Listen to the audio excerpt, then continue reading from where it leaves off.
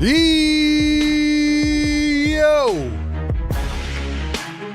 What is good? Sixer Nation, Philly Take Nation. Welcome into the show. Sixer Game Day Live. McCain Revenge Season Part 1. It's like the opening to a horror movie, man. Thunder are in Philadelphia. Who the heck is playing for the 76ers? As they begin a very important week, ladies and gentlemen. 39 and 32. They have 11 games left. This is such a big game. Who the heck is playing? Well, I'll tell you who's playing. His name is Jared McCain. The night we've all been waiting for. When that trade went down at 3 o'clock on February 4th, we thought to ourselves, man, the season has been punted. Everybody feels that way, or at least the people that know ball. And here we are, moments coming full circle. And boy, do I have some things to say about it. And then, of course, we have the game as well, where the Sixers face their biggest against the spread of the season. They are a heavy underdog in this game, and they need to win, man. So we'll see what happens. Sixer Game Day Live. RB in the community. Let's go. We got some things to talk about, man.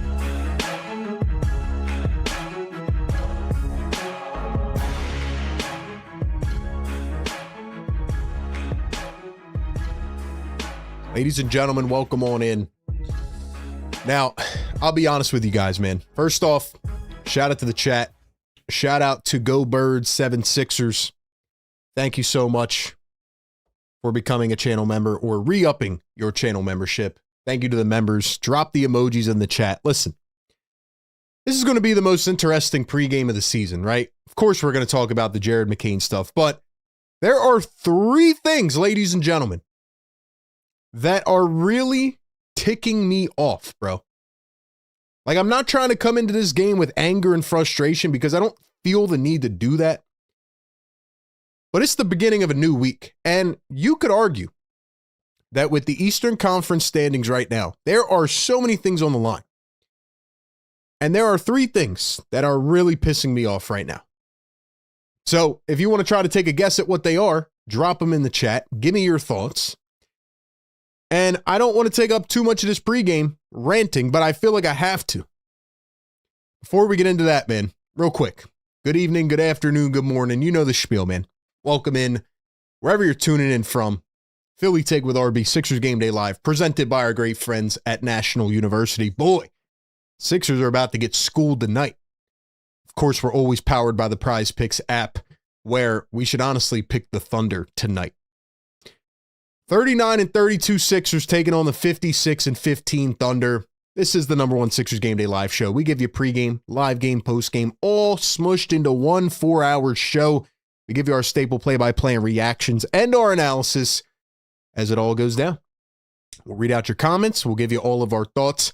And ladies and gentlemen, make sure you do us a favor. Hit the thumbs up on the show and hit the subscribe button. Turn on the noties. That way you don't miss any of our live shows, pre-recorded videos throughout the week on the off days or our shorts. And make sure you follow us on all socials, IG, TikTok, Twitter, Facebook, audio, and more.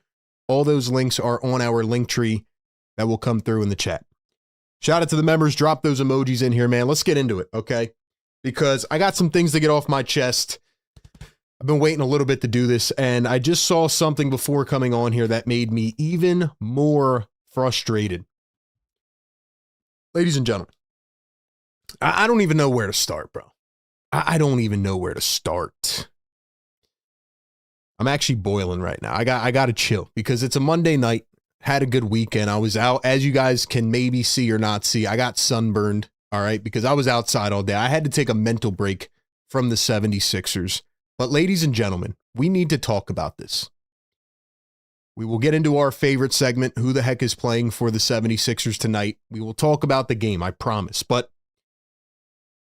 let's just start it off with what I saw 15 minutes ago. Ladies and gentlemen, I'm scrolling Twitter and I see Nick Nurse doing a pregame press conference. And this is for real. Like, I listen, I tell you guys the truth no matter what. There was a comment on the last stream. They said, RB is turning into negative Nancy. Listen, man, I'm already negative Nathaniel, bro. I am mad. I'm not trying to just sit here and be negative, but how can I respond any differently than a quote like this? Listen to this, man. Nick Nurse on Jared McCain's play since joining the OKC Thunder. Quote, I thought he was coming out of it. I was expecting him to start getting back to his big streaky nights where he gets it going and scores in bunches. That's a real quote. I had to double take it. I thought it was NBA Centel. Is this a real quote? Is this a real basketball organization? Someone tell me. I feel like the 76ers gaslight us in a way where they just say these quotes and then, look, no disrespect to the reporters in the room, man. How does nobody answer back with, what are you talking about? Nick Nurse, first off, you didn't play the guy. Daryl Morey, you traded the guy. How can these reporters just sit there and type on their computers and let that slide? He said, I thought Jared was coming out of it. I was expecting him to start getting back to his big streaky nights where he can really get it going and score in bunches. What are we talking about? So is that a jab at Daryl Morey?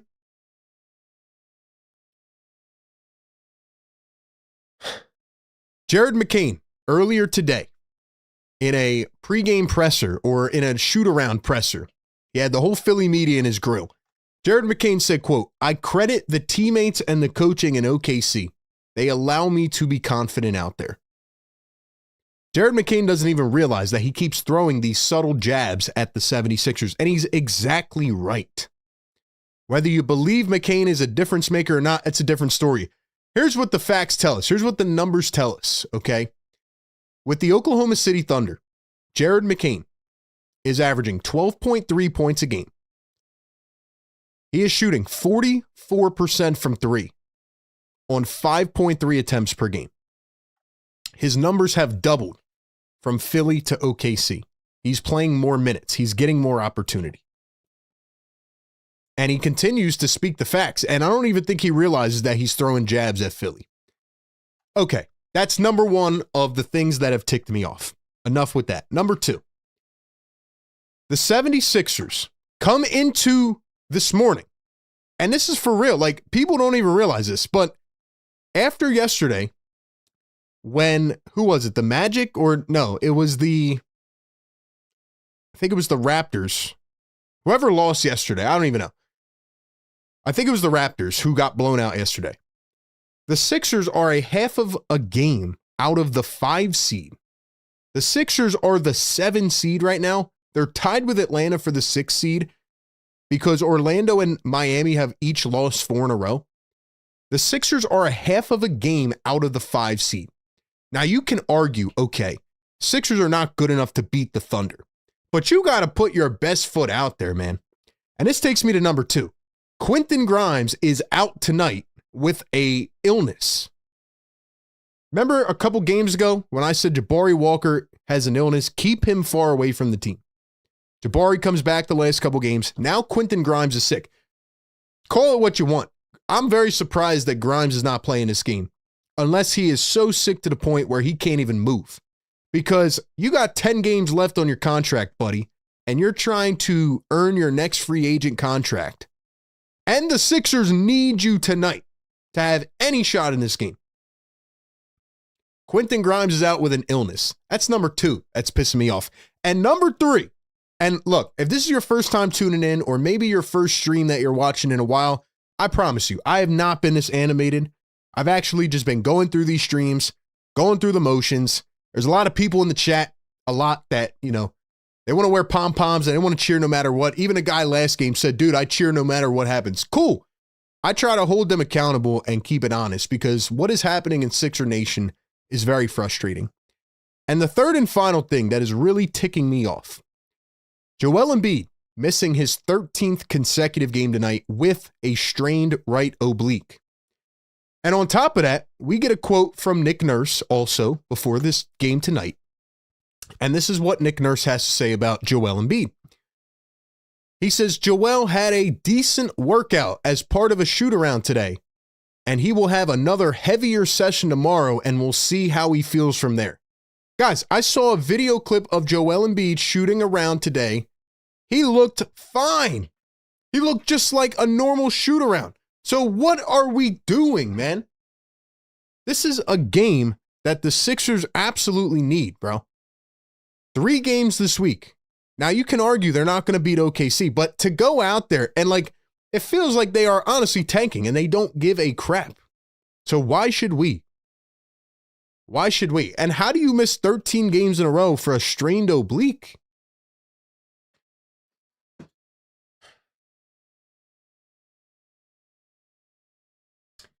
That is my pregame analysis, man. That is what I have on the pregame. Let's play who is going to freaking play for the Sixers tonight. Our favorite segment. The only good note is that Dominic Barlow somehow, although he has a sprained ankle, is going to play tonight. Maybe they're forcing Dominic Barlow to play because they have no other bodies and they don't want to become the first NBA team to lose by 110 points.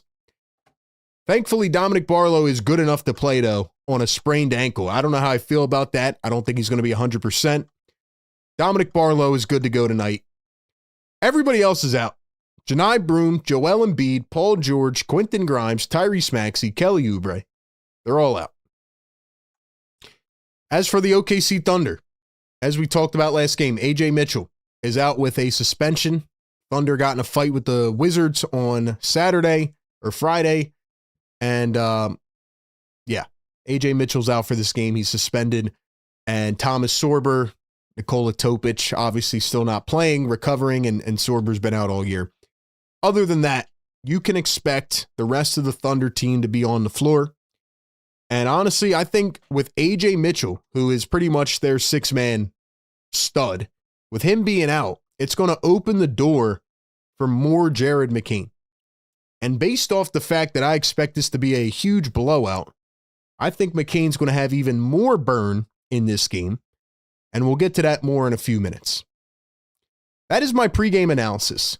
If you are coming on here and going in the chat already, I haven't looked at the chat yet, but if you are in the chat already saying, RB, why are you being so negative? I want you to tell me if you disagree with any of the points that I just made.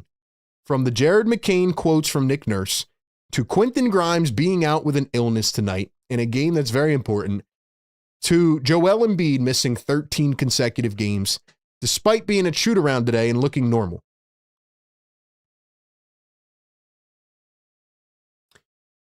Other than that, I'm not going to sit here and break down this matchup. The Thunder are miles better than the 76ers.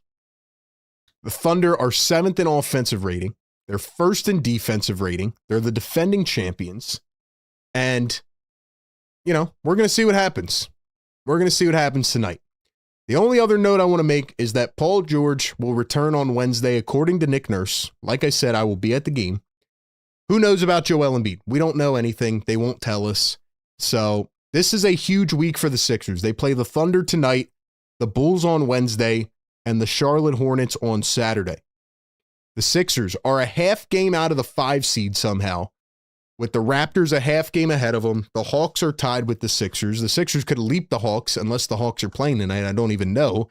Let's see. The Hawks actually are playing tonight. They're playing the Memphis Grizzlies, so they should win that. So the Sixers need to win to probably stay par with the Hawks. The Raptors are playing the Jazz, so they're probably going to win that game.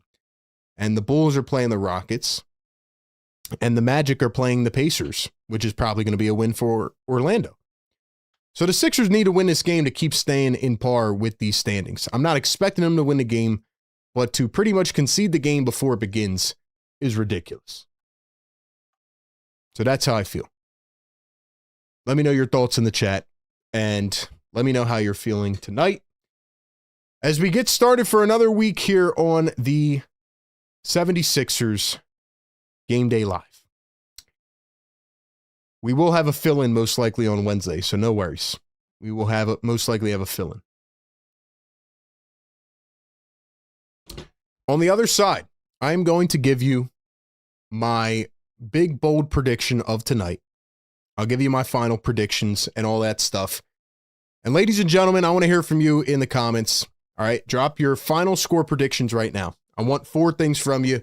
Final score prediction. Who gets the W? How many points will the leading scorer have? And who will the leading scorer of tonight's game be? So once again, final score prediction in the chat. Who gets the W? How many points will the leading scorer have? And who will it be? We will give you mine on the other side, and I'll give you my big, bold prediction of this game. Ladies and gentlemen, before I do that, though, the final score predictions are presented by Prize Picks. Ladies and gentlemen, download the Prize Picks app right now. Use code CLNS and get $50 in lineups after you play your first $5 lineup. March Madness is here. The playoffs are around the corner. And honestly, there's no better way to cash in than on this game tonight with Prize Picks, because honestly, man, we're taking the Moors on Jared McCain and SGA and everybody else playing this game tonight, because it is going to be domination. Every bucket, every dime, every win means more on Prize Picks, and they have their brand new team picks market. So if you're confident like me that the Thunder are going to get a W, you can come right in and you can take the Thunder tonight. Team Picks has made the watching experience so much fun and enjoyable, because now you can root for your team, or in this case tonight, you know your team's not going to win, and you can cash in by making the right pick. You know, throw it in your group chat, throw it in your family group chat, tell your next door neighbor's next door neighbor, whatever it is, let them know that tonight is easy cash with the OKC Thunder. The Sixers are down everybody plus Quentin Grimes. And with Team Picks, what's cool is you can even pick who's going to win the league, the MVP, or other awards as well. It's another way to pick the sports you love all on Prize Picks. Team Picks are available in 35 states, including California, Texas, Georgia, Washington, and more. So download the Prize Picks app today. Use code CLNS. Get $50 in lineups after you play your first 5. That's right. Use code CLNS. Get $50 in lineups after you play your first $5 lineup. Shout out to Prize Picks for partnering with the show. It is good to be right. Ladies and gentlemen, I'm sorry to tell you, but tonight is going to be a very interesting night. And I think it's going to get very much out of hand early. I think the Thunder are a very, very good team. Matter of fact, they're probably the favorite to win it again, to repeat as champs. But it is the McCain Revenge Game Season, Part 1. It is the McCain season, Part 1 revenge. And I'm going to start you off with my bold take tonight. I think Jared McCain is dropping 36. I think McCain is dropping 36 tonight. I think he's going to get extended run in the second half, especially if the Thunder go up big. They take SGA out. They take Hartenstein and Chet and all these guys out. And Jalen Williams is back, by the way, against the Sixers. So that, put that on as well. He'll be getting some reps. I just don't see a way that the Sixers can keep this close. Maybe I'm wrong. Maybe they prove me wrong and they go with the reverse jinx effect, but I don't even think that can save these 76ers tonight. So I'm taking the Thunder to win big, and I think Jared McCain is going to drop 36 and be the leading scorer tonight. And I'm going to say the Thunder win this game big time. I'm going to say 129. 129 to 93. That is my final prediction. 129 to 93. 36-point win for the Thunder, 36 for McCain. And it's, it's going to be an interesting night, to put it simply. And I think whoever is in attendance tonight is going to get treated to a show from the OKC Thunder. Those are my thoughts. Chat, what do you got for me, man? Give me some final predictions. Thank you for being in here. We got a $5 super chat from Philly for Life. Philly, what's good, bro? What up, fellas? RB, man, we're about to get toasted tonight. Shea and McRain, incoming combo of 60 plus. He says SGA and McCain, 60 plus combined. I like that. Want to see VJ Ball and more Edwards, please, Nurse. Who else we got up in here, man? Lou World in the chat. What's up, Lou? Lou trying to get back his trivia hold here. Lou World says, give me the Sixers 123 to 122. That's all I'm reading, Lou. Because after that, that's what I call Delulu for Lou. A straight up delusion, bro. But hey, I respect it. BLSG 150 to 94 Thunder. SGA with 42. Clint says 123-101 SGA with 33. Cisco says 125-85 OKC. McCain with 30. 130-85 Thunder. SGA 35. 128-99 Thunder. McCain 32. Beer Batter Gummy, what's up? 140-106 OKC. Go Birds says 120-103 OKC. McCain with 33. Let's see. We got Thunder fans in the chat. 137-105 OKC. Jared McCain, season high 37 and 8 triples. You might as well change your background to the Thunder, or I can just tell you the facts. And the straight up analysis. And like I said, if you guys want someone to put on pom-poms and cheer, I'm sure there's other shows around. I'm not going to do that. I'm going to tell you straight up what's happening. The Sixers got cooked by that trade. I've been right ever since February 4th. They continue to prove me right, and they're going to prove me right again tonight. And then you're going to disappear out of the chat. They're going to come back a week later and act like it never happened. That's what's going to happen.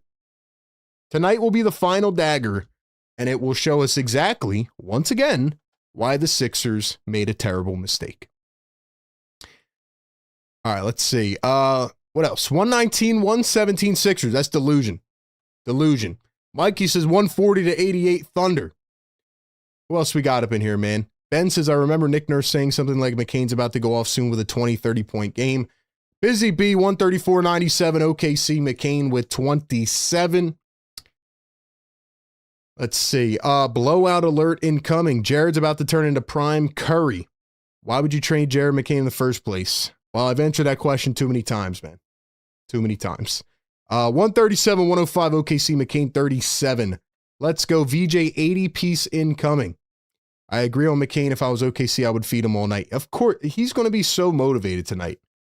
Jared can come out here today and he can have these nice little pregame pressers and, oh, I love my teammates and I love Philly and I'm appreciative. I'm sure he is.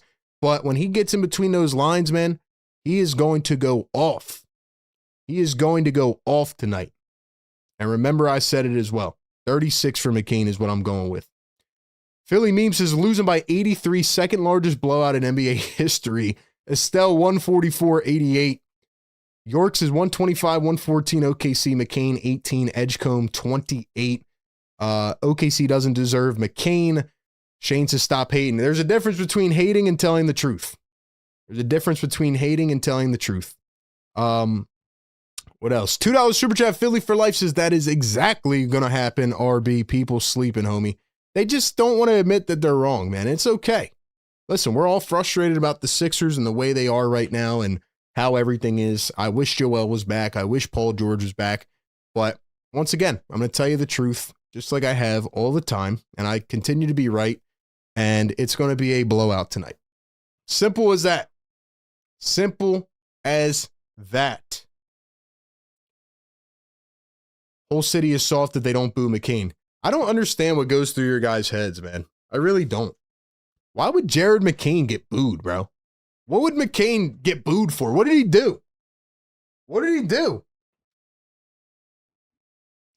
This is where I stopped reading the chat already, bro, because it's like, what are you guys talking about?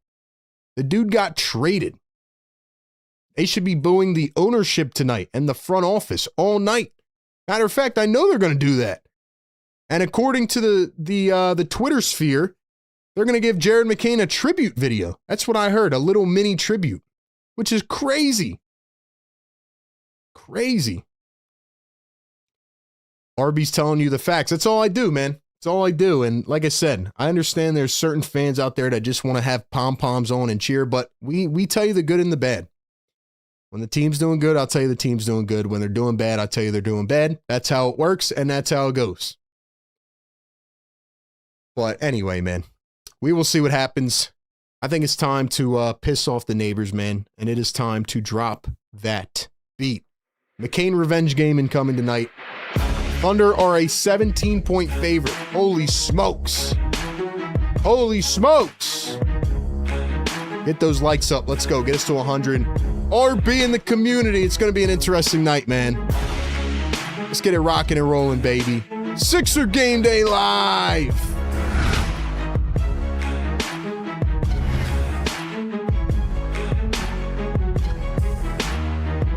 Let's go, man. Let's go, man.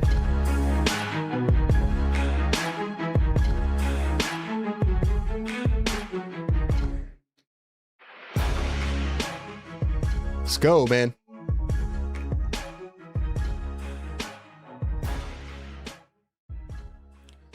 It's going to be an interesting night. Welcome into the 76ers Game Day Live show, presented by National University, powered by the Prize Picks app. We do this every single game.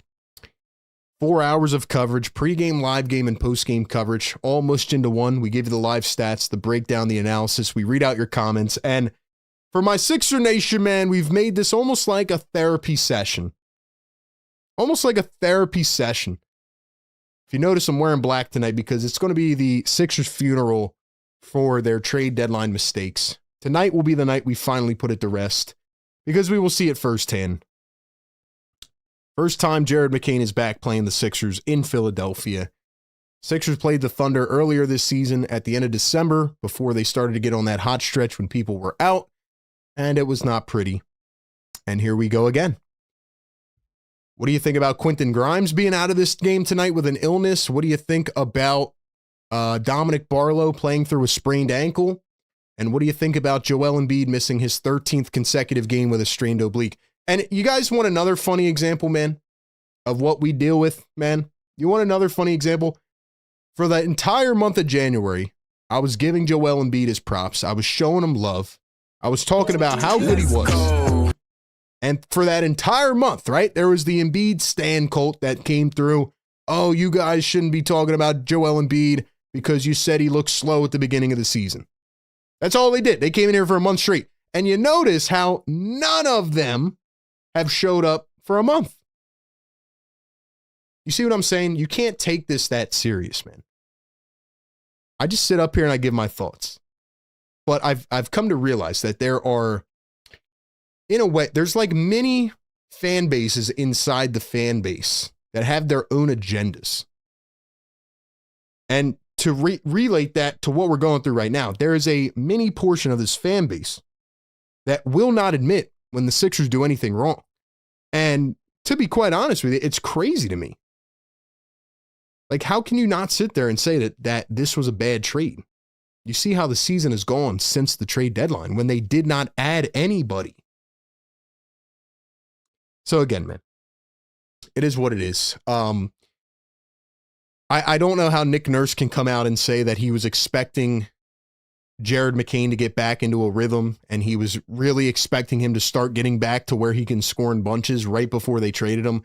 Like, the Sixers just say things, and I feel like sometimes it goes over our heads and we don't even like pay attention anymore. But it's just crazy to me. It really is. It really is.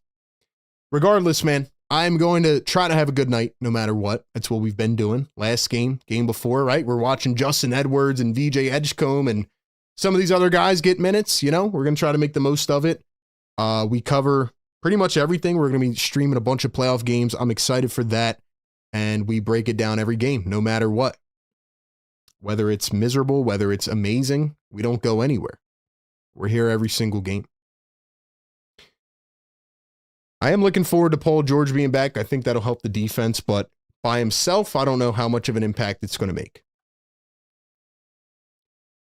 $5 Super Chat, Philly for Life says, RB, do you see how we had 6 dudes on the court warming up while OKC had 13 on the other end? Pretty much says it all right there, fam. Nobody believes anymore. I did not see that, but OKC has a lot of depth, man. They go probably 1 to 15 deep. I mean, they got Thomas Sorber, who they drafted this year, who's been out all season with an ACL tear. They have Nikola Topic, who they drafted last year, who was battling stuff off the court. He's now in the G League warming up to come back to the NBA. I mean, it's crazy where the Thunder are at, man. And to bring it full circle, it's because of Paul George and that trade, which is wild. Anyway. That's where I'm at, man. That's where I'm at, guys. 155 people in here. Sorry to start the night off so negative, but I'm just telling you the truth, man. I'm just telling you the truth. Can the Sixers try to hold on tonight? We'll see, but the Thunder are really good. They're like historical. I mean, obviously they had a lot of injuries this year. If the Thunder didn't have a bunch of injuries, I feel like they might have had a chance to break the Warriors record. I don't know if they could have done it. It's a hard record to break, but they're 56-15 and they've had a crazy amount of injuries. And the reason for that is because SGA is playing like the league MVP. I mean, he's unbelievable. He really is unbelievable. And he gets hated as well because of his foul baiting, but he's such a good player. Such a good player. But anyway, that's where we're at, man.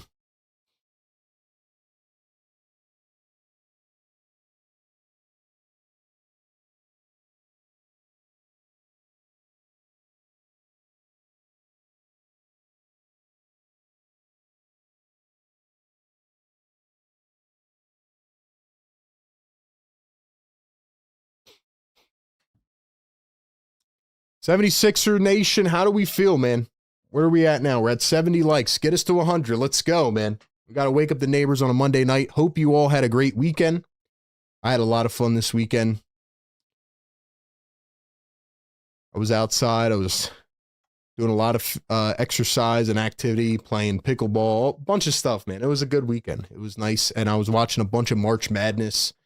Some good hoops, man. Some good hoops. Anyway, if you are just tuning in, we're about to get this game underway in just a few moments. Once again, for the Sixers, no Joel Embiid. He is out for his 13th straight game with a strained oblique. Paul George is out. Quentin Grimes is out with an illness tonight, which is very surprising to me, unless he's like really, really down bad with the flu. I mean, this is a game where the Sixers really, they need Quentin Grimes. Maxi's out. Oubre's out. Barlow is in, playing through a sprained ankle, which is very interesting, and Janai Broom is out. So the guy starting in place of Grimes tonight is going to be Marjan Beauchamp. Beauchamp is going to be starting in place of Grimes. So it is going to be, let's see, it's going to be VJ Edgecombe, Marjan Beauchamp, Justin Edwards, Dominic Barlow, and Adem Bona. So that's where we're at. I don't know how I continue to do this every game, but I just love it. It's the love of the grind, man. It's the love of the game. Beer Batter Gummy Shark says, poor OKC only has around 3 first-round picks this year. How will they cope? Literally. Literally. Shout out to the mods, the members. Drop a fire in the chat. Let's go. Get us up to 100. Thank you for being here. We are 11 games away from the playoffs. And the craziest part is that the 76ers literally are a half game out of the 5 seed, which is nuts. That just shows you how wide open the Eastern Conference is. Literally after the first 3, really, in the conference, it's wide open, man. Like I said, you got the Pistons, Celtics, Knicks, and then after that, Cavs. The Raptors are in the 5 seed at 39-31. Then the Hawks are a half game behind. So are the Sixers. Then you got the Magic a half game behind the Sixers. You got the Heat a half game behind the Magic. And then you got the Hornets, who are a game behind Miami. And then after that, I don't think anybody else is catching up. So looks like we know which teams are going to be in, but it's just the order. And like I said, tonight, you got the Magic playing the Pacers, so they should win that. You have the Heat playing the Spurs. You have the Hawks playing the Grizzlies. And you have the Raptors playing the Utah Jazz. So seems like most of the other teams will win. Sixers need to they need to try to fight tonight, but I just don't see it happening. We'll see.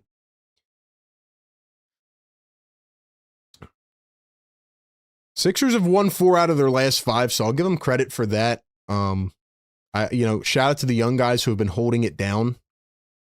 By the way, I don't even think I mentioned this. The Thunder are on a, 3, 6, 9, I think it's 11 game win streak. I think the Thunder are on. They're just ridiculous. So yeah. Thunder on an 11-game win streak. Sixers have won 4 out of 5. Starting lineups tonight: VJ Edgecombe, Marjon Beauchamp, Justin Edwards, Dominic Barlow, Adem Bona. Going up against Shai Gilgeous-Alexander, Lou Dort, Jalen Williams. J-Dub is back in for OKC. Isaiah Hartenstein and Chet Holmgren. All right, guys, let's hope and pray. Here we go. Sixers are rocking the black jerseys tonight. Oh, boy. What a disservice, man. Why would you wear those things tonight, man? Thunder rocking the white jerseys, and we are off in the Xfinity Mobile Arena. By the way, in case you didn't know, there was a March Madness game here at Xfinity Mobile last night. Beauchamp almost stole it away from Lou Dort. It's going to stay with OKC as it goes out of bounds. Please, no spamming in the chat, no spoiling. Wait till I call it for you to comment on it. Otherwise, I will have to time you out. Here's Jalen Williams around the screen. He's going to drive. Floats it up, and Hartenstein taps it in for the first two.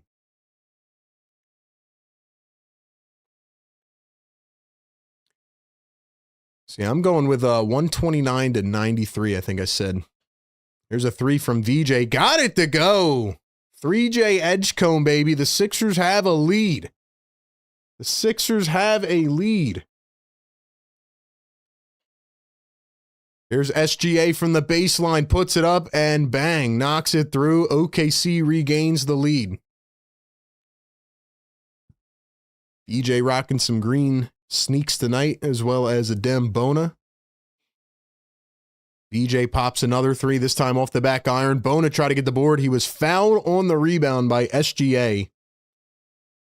My thinking is that the Thunder will probably go half speed until halftime, and maybe they'll be up by like 15. I don't think they really need to try that hard in this game, to be honest. But we'll see. We will see. All right, we're going to give a shout out to some of the members here in a few minutes. We got 90 likes. Give us 10 more, man. Get us to 100 so we can wake up the neighbors.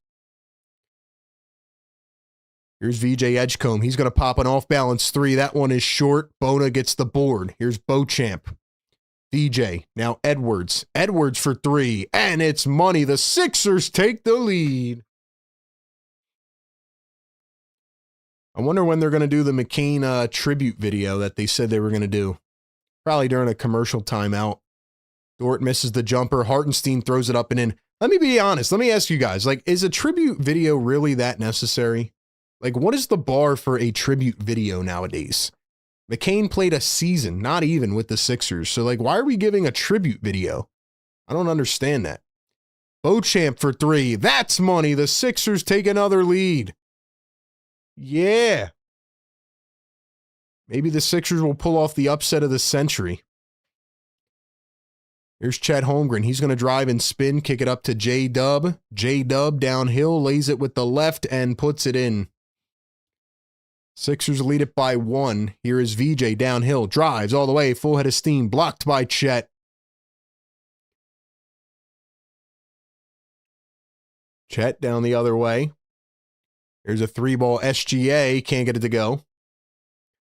Nice box out by the 76ers, and then they throw it all the way down the floor, way over the head of Adem Bona.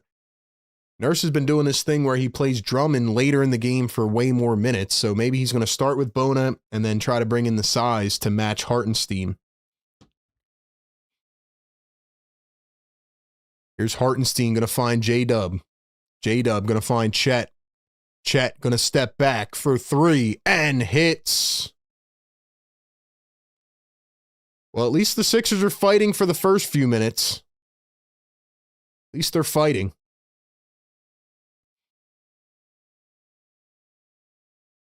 VJ going to turn and spin. VJ guarded by SGA. Here's Justin Edwards coming around his screen. Edwards hesitates, drives.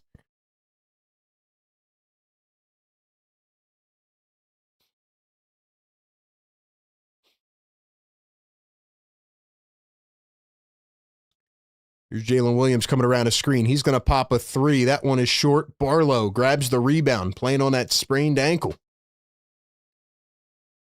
Here are the 76ers. Beauchamp downhill. The reverse, oh, not even a reverse, almost like a circus layup. It was smacked out of bounds, going to stay with Philly. David, no worries, man. I'm still working on my custom scoreboard, so hopefully we'll have that for the playoffs. How is Edwards sitting on the bench for so long when we need help? 3-and-D RB. I don't know, man. It's just how the Sixers do it. Beauchamp for 3. That one is short. Like I said, the Nick Nurse quote pregame really sent me over the ledge, and nobody even questioned him on it. Just drives me insane. SGA posting up against VJ. SGA going to step back mid-range and hits. Just too easy for SGA, man. It's way too easy. Here's Edwards going to find VJ. VJ going to kick it over to Barlow. Barlow drives downhill, finds VJ. VJ, the step back, guarded by Lou Dort. Coming around a screen. VJ going to pop it up and can't get it to go. Here come the OKC Thunder. Here's Lou Dort. 7:40 to go here in the first. SGA makes VJ kind of slip a little bit, and the Sixers steal it away off the turnover. Here's Edwards dribbling, driving, kicks to the corner. Oh! Barlow just took a shot in the face inadvertently. SGA floats it up. VJ smacks down the oop. What in the world is going on right now? Beauchamp dumps to Barlow, and it goes right through his hands. Yo, Barlow just took a shot in the face, man. It was a swing pass out to the corner, and the ball ricocheted and hit Barlow right in the face. I know that had to hurt. Barlow cannot stay away from injuries, man. Chet's going to get fouled. I know that hurt. I know that hurt.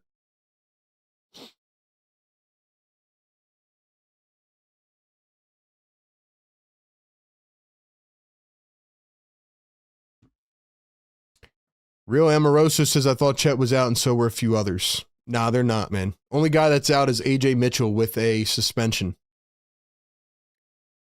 First one going to be good for Chet Holmgren. Looks like Caruso's going to come in for the first time. We got 100 likes in the chat, says Busy Bee. We do have 100 likes. Drop the yes, sirs. Let's go. Yes, sir. Yes, sir. Wake them up. My name is Terry Johnson. In case you're wondering. Shout out to the neighbors, man. Every 100 likes, we let it fly. We try to have some fun. And we still bring the energy no matter how bad it gets. We don't shy away from the grind as VJ knocks down the midi on the other side of the Chet 2 free throws. So it's 15-11. Let's go, man. SGA going to find the cutting Hartenstein. He turns. He kicks. Here's Chet thinking. Now working against Bona. Drives down the lane. Turns and spins. Chet finds a backdoor cut, and Lou Dort flushes it home. Guys, just watch the little ins and outs of the way the Thunder play. Like, if you are watching the game and it's timed up with me, like, watch the way that they maneuver the floor. Just all the little things they do well. Barlow misses the scoop. Bona gets the board, puts it in. Chet got flown into the cameraman, and it's 17-13. Here's the Thunder. SGA, a tough ask to guard him from Edwards. SGA weaves through the defense, threw it to Nick Nurse on the bench. Nurse got up quick like he was about to take a jump shot. I thought Nurse was about to take a jump shot.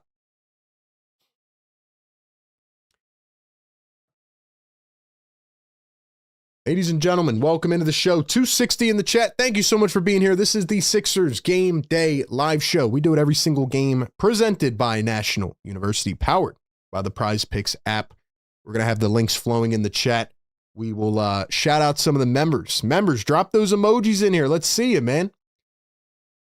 I'm going to drop some of our links in here, and then I'm going to shout some of you guys out, man. Thank you for being here every game with me. If you're going to be here every game into the postseason, into the playoffs, even if we're streaming other games, drop a yes, sir, in the chat, man, so I can shout you out, all the diehards. And we have a tight trivia race ongoing right now. Our guy Cable overtook Lou World after a season-long domination by Lou World. So Lou's trying to get back in it. And it's all coming down to the wire. So I'm looking forward to it, man. Looking forward to it. Monday Night Hoops, man. Sixers and Thunder. How does it get better than this? How does it get better than this? Let's see. We got, who do we got? Philly for life, always tapping in the chat. Philly Shad, what's good, bro? Fire take goat. Go Birds in the house. Cisco, what's up? Who else we got, man? Amoroso, what's up? Go Birds. We got, who else? Other members we got him here. Busy Bee's always locked in. Where's our guy Dom at, man? Is he in here too? Dom said, nah, I don't want to watch this abomination. So far, the Sixers are doing what they can to stay in it, but see what happens here. Like I said, I feel like the Thunder are not even trying yet. Not even trying yet. See what happens, though. Problem with the Sixers is that they just don't have enough bodies tonight. Like, they're about to bring Drummond in now. They got Watford and Walker, but who else? Cameron Payne. So they could probably go 9 deep, honestly, but that's about it.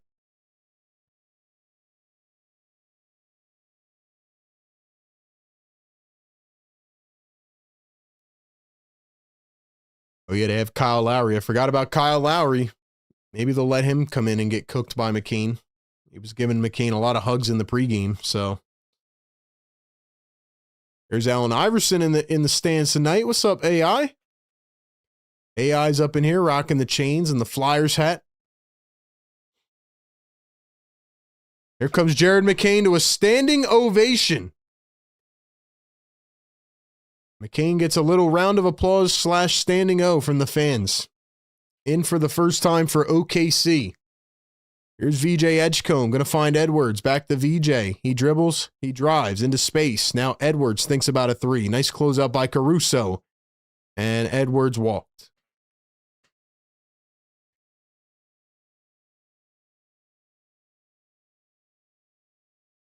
Jared and VJ dapping it up a little bit. Jared dapping up every Sixers personnel. Here's SGA. Going to come around a screen from Chet. SGA downhill, steps back. The mid-range shot, and it goes again. Impossible to guard.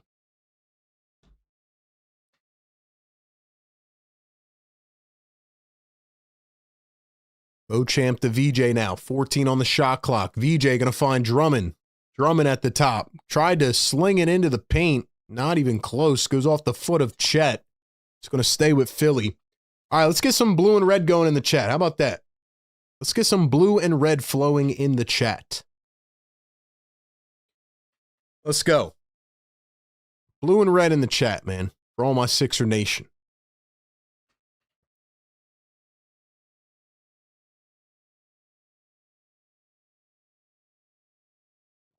Barlow comes out. Watford in for the first time. Had a big game off the bench last game. Jump shot is missed. Sixers got a much-needed win against the Jazz, even though they had to squeak that one out on Saturday night. Glad the late games are over, by the way. SGA weaves his way to the rim, makes it look way too easy. Here come the 76ers. Beauchamp misses a layup. Caruso tried to track it down, but it's going to stay with Philly.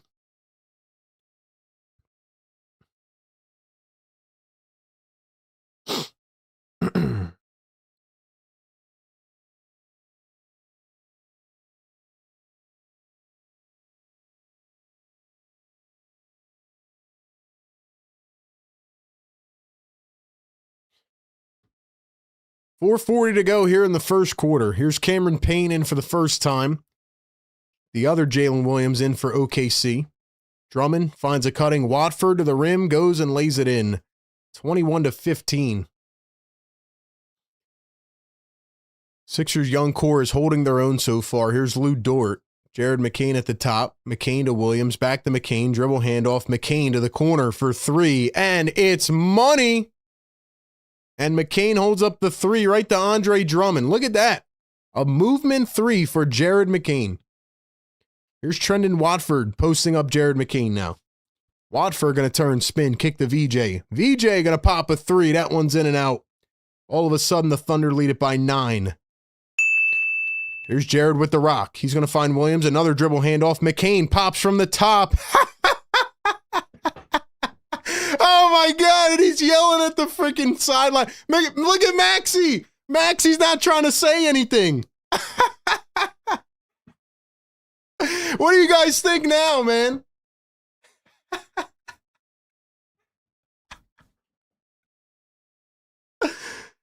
Oh, my. And he's taunting the crowd, bro. I love it. I love it, man. SGA finds Jalen Williams. Give it to him again. Give it to him again.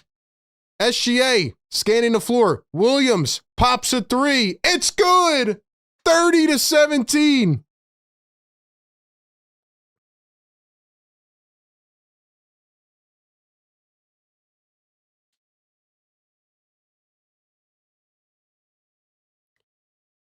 BJ Edgecombe to Cameron Payne. Payne for three. It's money. It's the Cameron Payne, Jared McCain shootout.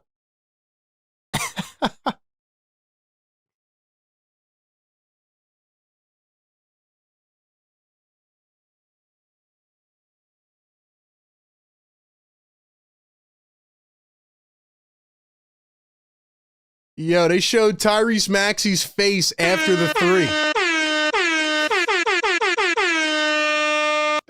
The only reason I'm laughing is because McCain hits the second three and they pan to Tyrese Maxey on the bench and he sits back in his chair and he goes,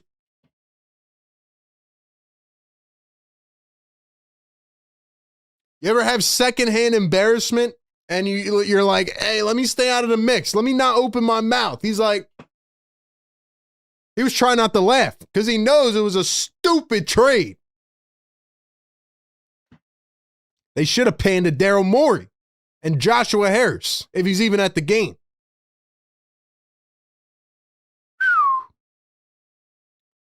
It's almost like running a dribble handoff gets a shooter wide open. All right, y'all. I'm just having fun, man. $2 super chat. Philly for life says, just don't look right with McCain and OKC jersey, RB. I got to be honest with you, Philly. And I heard Jared talk about this earlier today in his little shoot around press conference.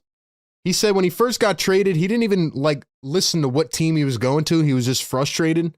But then he thought, and he was like, why would you even want me if you have all of the talent that you have? And I was like, that's a really good way to look at it.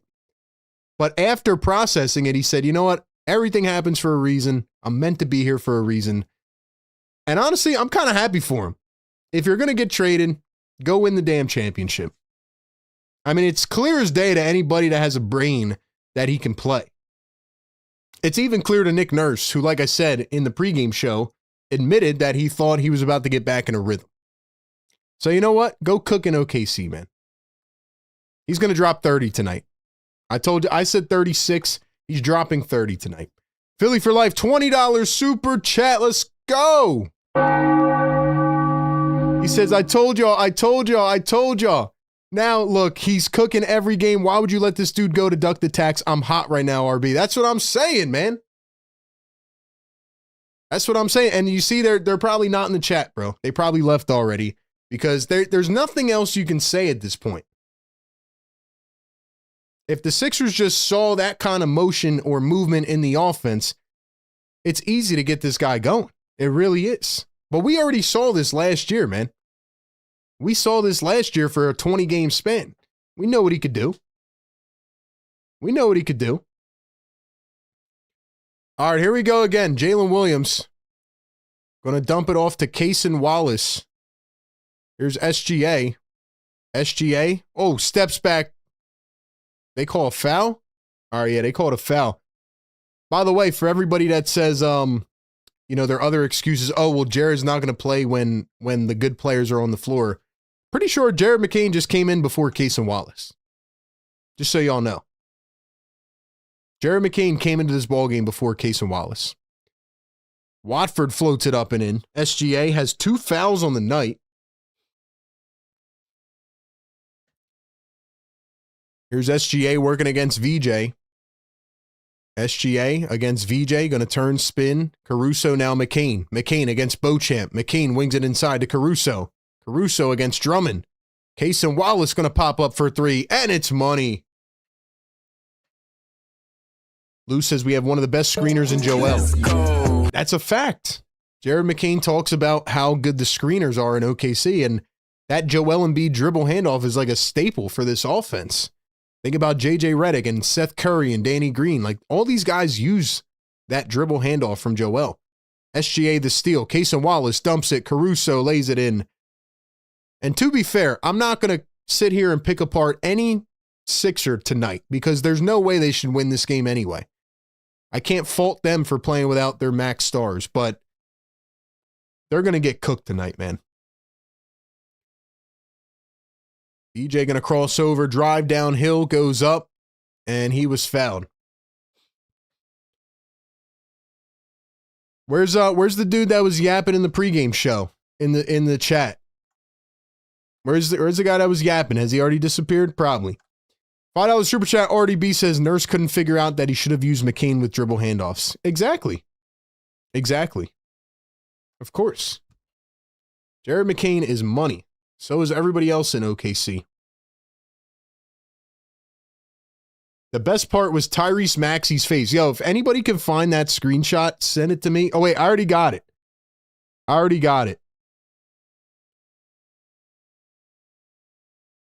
This is Tyrese Maxey's face on the bench. Somebody just sent it to me. This is what I was talking about. Look at Maxey. He's like, you know that face when you're like, you know what? Let me just shut up. You know what? Let me just shut up.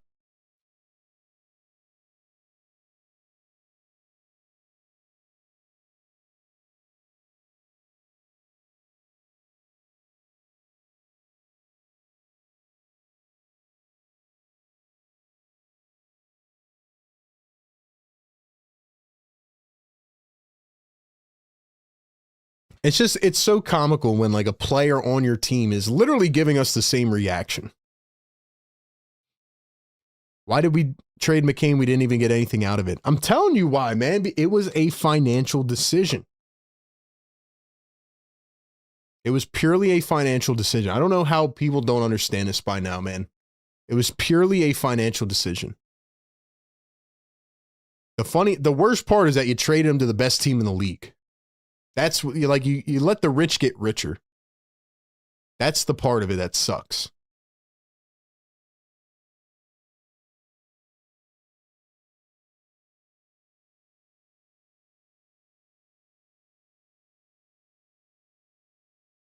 Guess they didn't call that a foul. It should have been, though. Guys, 330 people in the chat. Get us to 200 likes. We do this every single game, pregame, live game, and postgame. Get us to 200. Thank you so much for being here. We will be streaming a lot throughout the next couple months into the playoffs. Lou says we're paying Eric Gordon and Kyle Lowry. Exactly. Well, Gordon's gone now, but yeah, we are paying Kyle Lowry.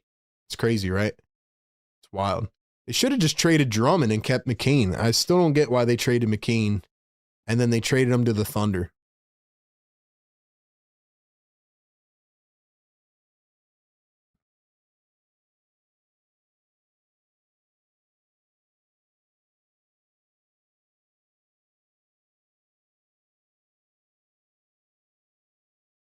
So I guess they did challenge this. They're still looking at it, though.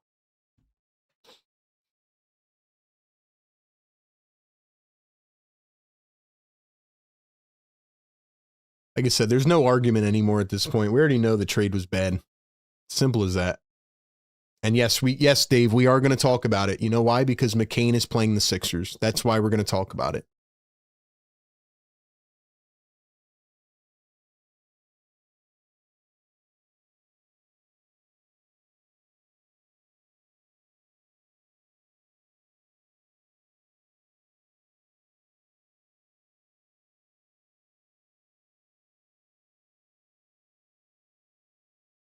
So it's going to be a successful challenge for the Thunder. I think that would have been SGA's third foul. Nurse is not happy.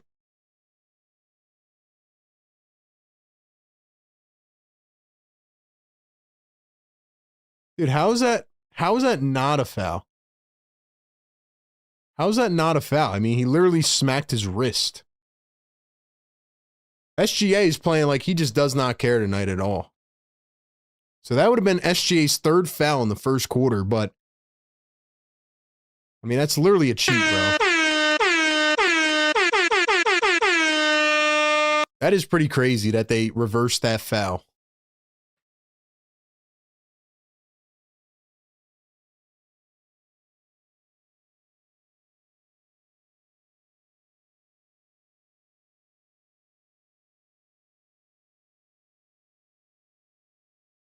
The fact that they looked at that play for 5 minutes and reversed it is absolutely insane.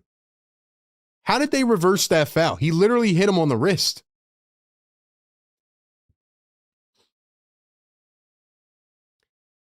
That's a clear foul, bro.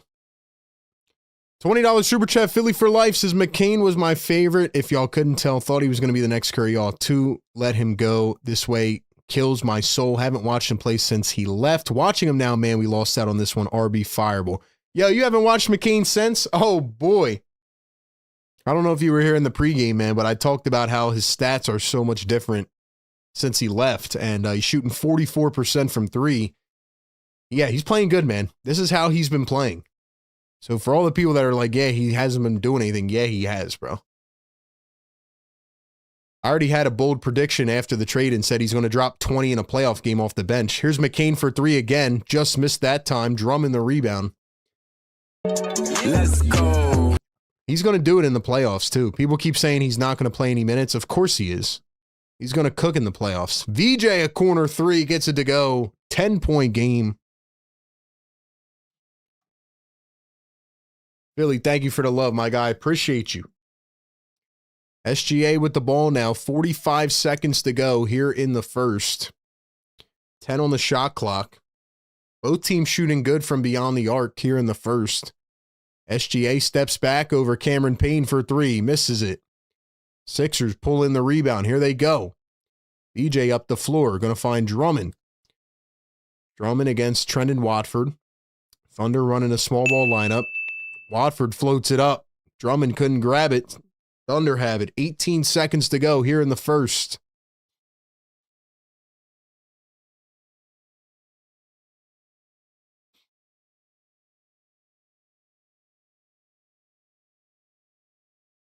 And we got a foul here with 7 seconds on Dalen Terry. In for the first time and immediately picks up a foul.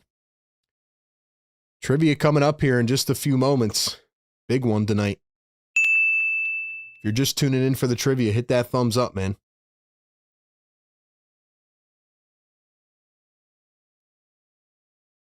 Here's a three ball from Jalen Williams, and he left it short.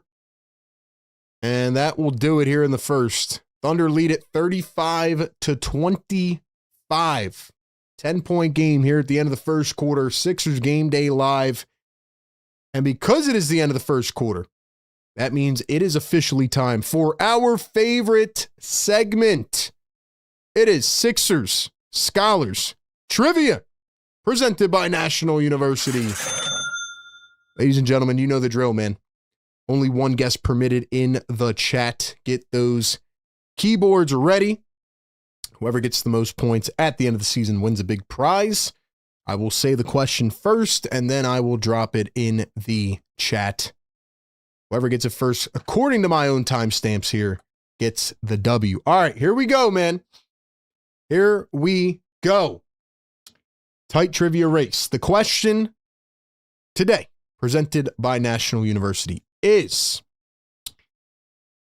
the Sixers franchise record for blocks in a single game is 10.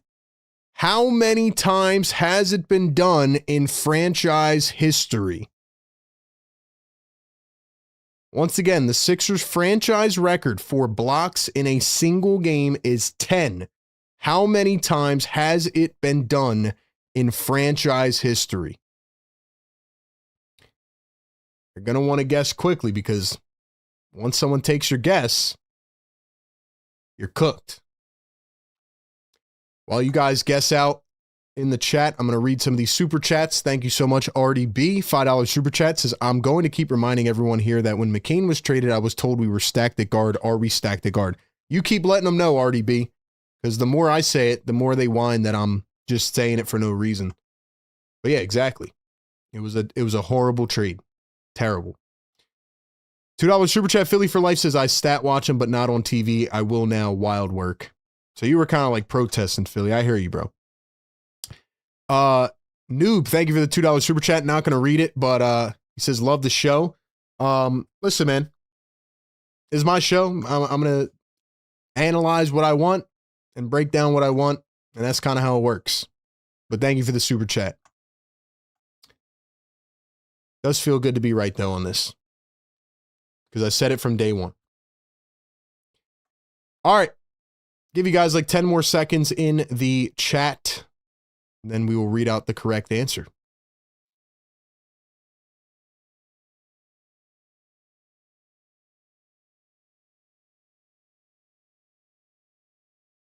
Watford going to dribble. Drive goes up. Had it poked away. Got it back. As we start the second quarter, 35-25. Here's Dalen Terry, kicks it out to Cameron Payne. Payne got blocked on the perimeter, and the Thunder pick it up. Hartenstein up the floor. Aaron Wiggins in for the first time. Wallace under the rim. Throws it away. Cameron Payne steals it. Here come the Sixers on the break. Terry going all the way and lays it up and in. We'll get to the answer here at the first stoppage. Here is Jalen Williams going to find, is that Isaiah Joe for three? And it's money. Forgot about Isaiah Joe. Let's get cooked by Isaiah Joe too. That's another one I was right about. Arby's takes age like fine wine. We got a charge. So it's going the other way. All right, man. Sixers franchise record for blocks in a single game is 10. How many times has it been done in franchise history? The correct answer is 3. And the first person to get it, once again, is Cable SSC. This dude is absolutely cooking. That is 3 in a row. He is on fire. Cable has come all the way back to retake the trivia lead. And with that, he now has 11 and has a 2-point lead at the top. Estelle very shortly after got it, but a split second late. It was Cable SSC by a split second. Holy smokes, man. Cable SSC, man. Congratulations. Cable is the new Lou, apparently. They're going to start coming at you in the chat, brother. Be ready for it. Thank you all for playing Sixer Scholars Trivia presented by National University.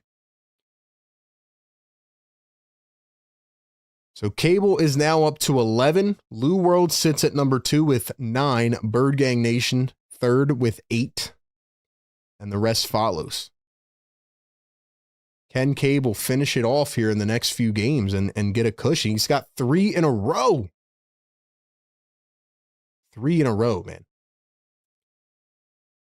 Who else got it right? Who was a little bit late? It was Cable, Estelle, and then Lou World was third. Lou World had the right answer. Just a split second late, though. Go Birds had it. Jerry had it. So, yeah, 3 times in Sixer history that it has been done. 10 blocks in a single game. In case you guys were wondering, it was Manute Bol in 1991, Harvey Catchings in 1975, and Dikembe Mutombo, RIP, in 2001.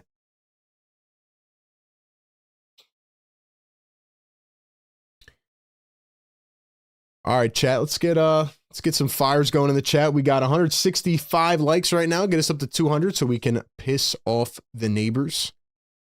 It's going well so far, man. Sixers are at least in it. You know, they're not too far behind yet. But we'll see what the game holds.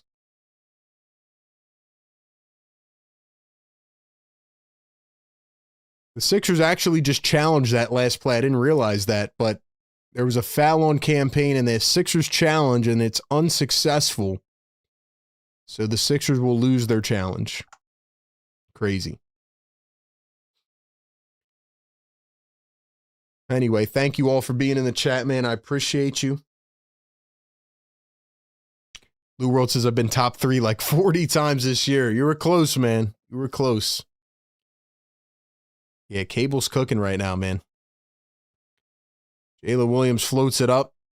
Hartenstein gets the offensive rebound. J-Dub from the corner, and it's money. Thunder take a 14-point lead now. OKC Spurs or the Nuggets? Yo, I think it's going to be Thunder and Spurs in the Western Conference. I'm actually really excited for that. Watford kicks it out. Here's Terry from the corner, way off. Thunder lead it by 14. Here's Jalen Williams, gets bumped, now kicks it over to Cason Wallace. Just look at how much depth they have on this team. Think about how many starters on this Thunder team could or how many guys could be starters elsewhere. Sixers steal it away. Watford up the floor. Terry lays it up and in. Let's go, man. Gotta wake up, guys. Like I said, I'm not going to be mad at all about anybody on the floor tonight because I'm not expecting much. At least they're trying. The Sixers are trying right now. They're doing what they can. Bona just bumped Isaiah Joe out of the way. It's going to be a blocking foul on Isaiah Joe. In case you're not familiar with Isaiah Joe, another guy who was drafted in the second round by the 76ers. I said that Doc Rivers should give him more minutes. We saw glimpses, and they never did. They cut Isaiah Joe before training camp a few years ago to open a roster spot, which they ended up using to sign Dwayne Dedmon, who was terrible. Isaiah Joe signed with the OKC Thunder and has earned a contract extension, has a ring, and has become a pretty good bench player. $2 Super Chat Philly for Life says that was a horrible challenge by Nick Nurse. I didn't even see it really, but yeah, I'm surprised he did call a challenge this early. Noob says, when can we stop talking about McCain? I'm over it. Listen, man, how do you expect us not to talk about Jared McCain? That's an honest question. Thank you for the Super Chat, but for real, man. How can you expect us not to talk about him when he's playing the Sixers for the first time since leaving, since getting traded? Isaiah Joe going to step back for 3, misses it. We got to be realistic here, man. Why would I not talk about Jared McCain? It's the main storyline of the game. You know why it's the main storyline? Because nobody is playing for the Sixers. You think I'm supposed to sit here and analyze Cameron Payne and Trendon Watford every game? There's no point. Payne going to pop a 3. That one's short.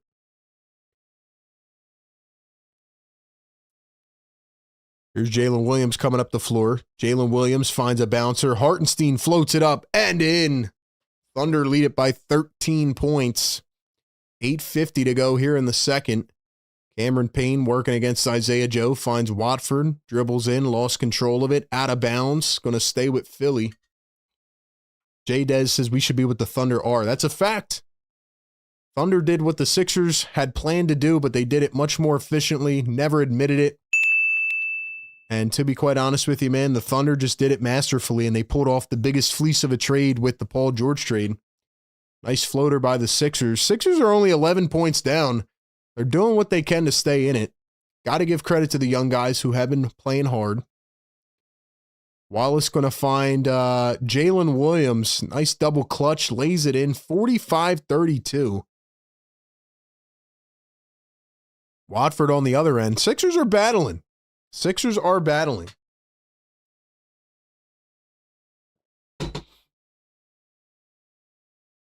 Super Chat Noob says it's not just you personally, it's everybody. Yeah, because we're frustrated, bro. We are very mad. We're very frustrated, bro. How can we not be frustrated? I'm just being honest, man. Do we have to talk about it every day? No, but the Sixers are playing the Thunder in McCain's first game back. Yeah, we're going to talk about it. Like I said, I'm here to break down the game. Speaking of which, 340 people in the live chat. Get us to 200 likes. Hit the thumbs up. We're 30 away. Thank you all for being here, whether you agree, disagree, or whether you're just here to listen to ball, man. We are building a great NBA community, a great Game Day Live community, and I'm happy that everybody's still in here rocking with us. All right, man. Let's play a fun game we like to play here in the second. And let's see where everybody's tapping in from tonight. Drop the spot in the chat. Drop it like it's hot. Drop it like it's hot. Let me know where you're tapping in from. Drop your state, city, town, country. Where are you watching the show from? Where are you hanging out tonight? See if we have any OKC fans in the chat. I do find it funny, man. And again, this isn't just a response to you in terms of the super chat, but it's like you get the people that are like, don't talk about this. And then you don't talk about that. And then they don't tune into what you actually say. It's like, why would we not talk about the main storyline of the game?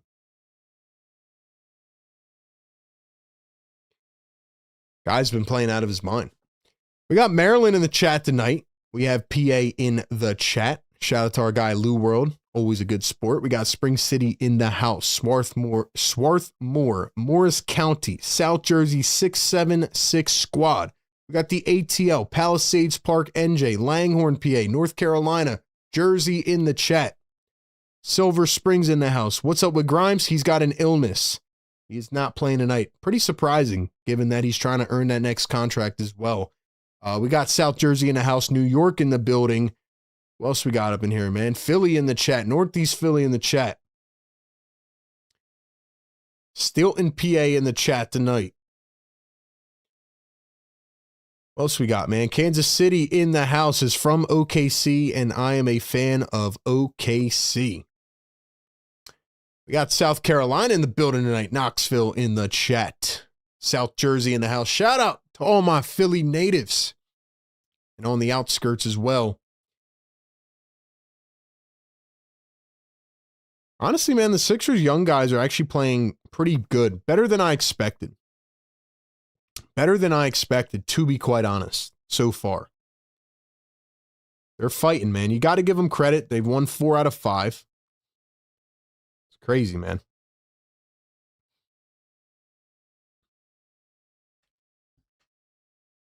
We got Winslow NJ in the chat. Got Oklahoma in here, and we got a foul on the 76ers. Bona back in the game. Woodstown in the building. Thank y'all for dropping the spots like it's hot. Guys, keep dropping those emojis in the chat. Keep the energy flowing. You know we like to have fun in here, man, no matter what. We call the game, we react to it, we break it down. We actually did a lot of Thunder games in the playoffs last year, so even if you're a Thunder fan, I'm sure we're going to be streaming a lot of those games again this year.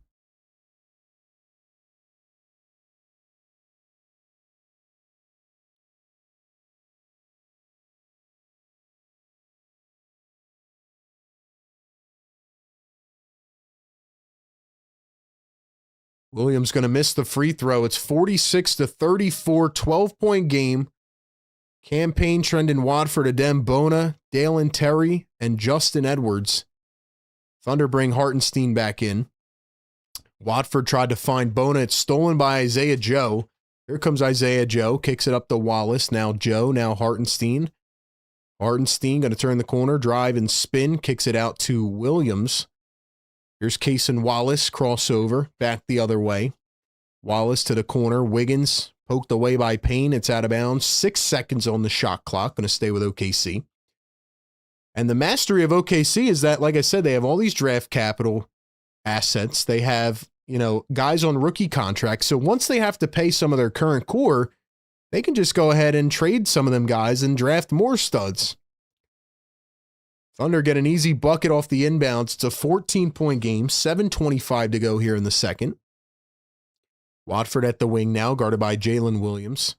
Watford crossing over, going to drive all the way, goes up against 2, and he's fouled. Nice aggression by Trendon Watford, coming off maybe one of his best games of the season, had 20 off the bench. Maxey's over there on the bench. Where's Joel Embiid? I don't see him tonight. I guess Joel just picks and chooses when he wants to come out to the bench. They got to get some more open looks right now for VJ and Justin Edwards as well. Edwards only has 1 shot attempt in this game. He's 1 of 1, especially without Grimes. Like, they need Edwards to get going, man.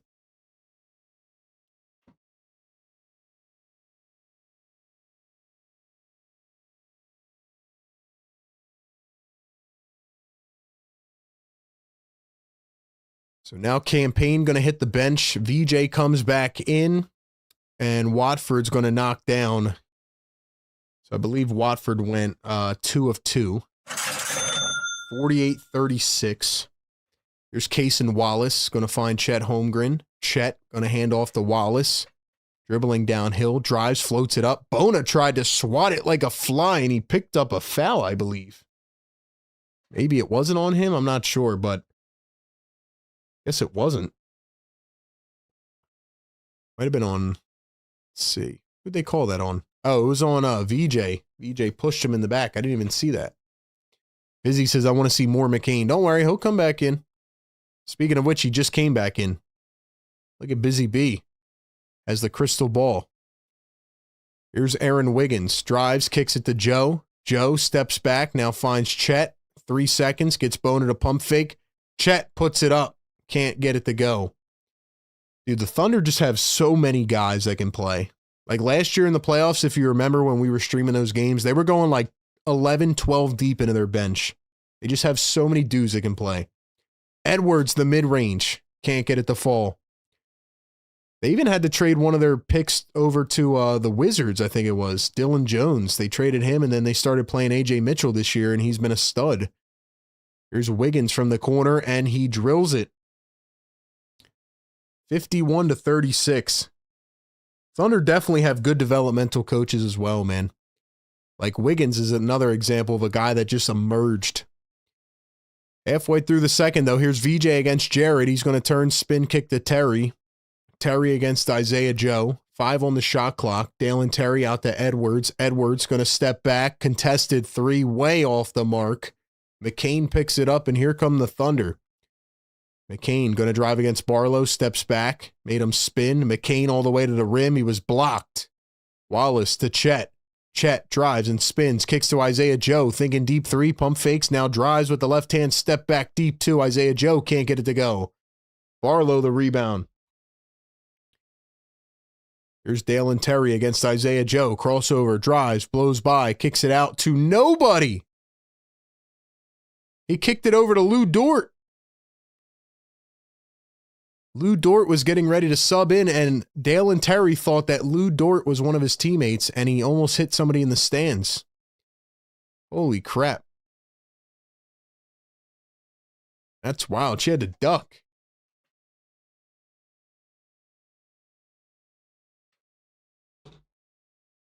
That's crazy, man. I don't know why all the celebrities popped out tonight, though.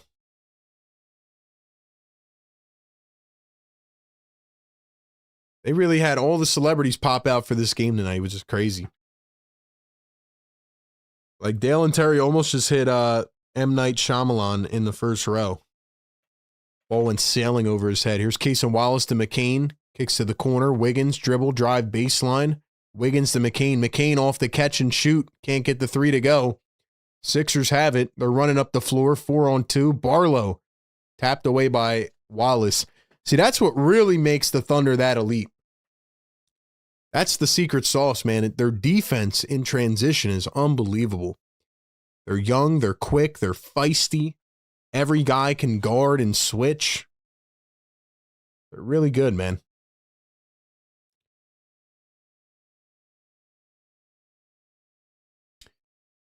Here's the inbound Barlow now. 5 to go in the second. Barlow downhill, drives all the way, goes up. No whistle. Thunder have it. Here's SGA, kicks it to Dort. Dort gonna pop a 3 from the wing. Just short. Beauchamp back in. Here are the Sixers. Edwards up top. Gonna find Barlow back to Edwards. Edwards to Barlow, cuts inside, turns, spins, kicks it out. Here's a 3-ball from Beauchamp. Too much on it. They got to get Edwards open off the catch, man. Here's the drive. McCain floats it up, can't get it to go. Holmgren the rebound and puts it up and in. Guys, we need 20 more likes. Who's going to get us to 200? Let's go. Hit that thumbs up button. We got 350 in the house. EJ going to take a screen from Bona now.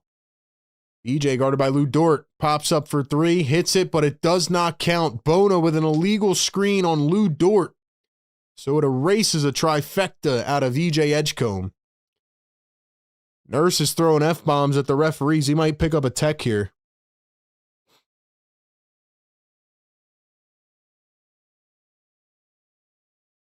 And Nurse just got a technical. I knew that was coming. Nurse is letting this lady ref hear it. VJ's holding back Coach Nick Nurse. Nurse is getting held back by the team, man.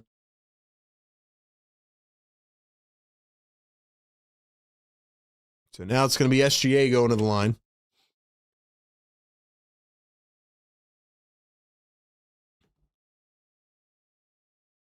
Nurse said, "What the bleep is going on here?"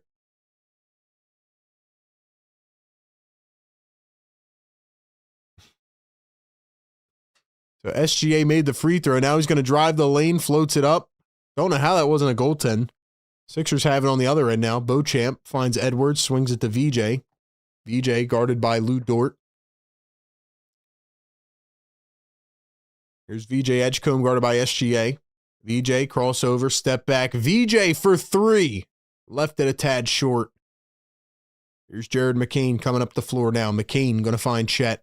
Chet going downhill. Dribble, spins behind the back. Chet going to turn, spin to his left. Fades away. Just short. I thought Nurse was maybe about to get ejected if he kept talking. Beauchamp turns it over. So, like I said, man, once more, I'll say it again. I got no problem with the 76ers, the way that they're playing, like energy-wise. You know, they're trying their best, man. They're just not good enough. Simple as that. The Thunder are just way too good. There goes SGA again and fouled in the lane. I really do feel kind of bad for these young cats, though, man. They got to go out here without their stars and get slaughtered like this. Like, come on, man. 350 in the house, man. Hit that thumbs up. Get us to 200 likes. Thank y'all for being here, man. Appreciate it. SGA going to knock down the first at the line. Nurse is still chirping with the referee.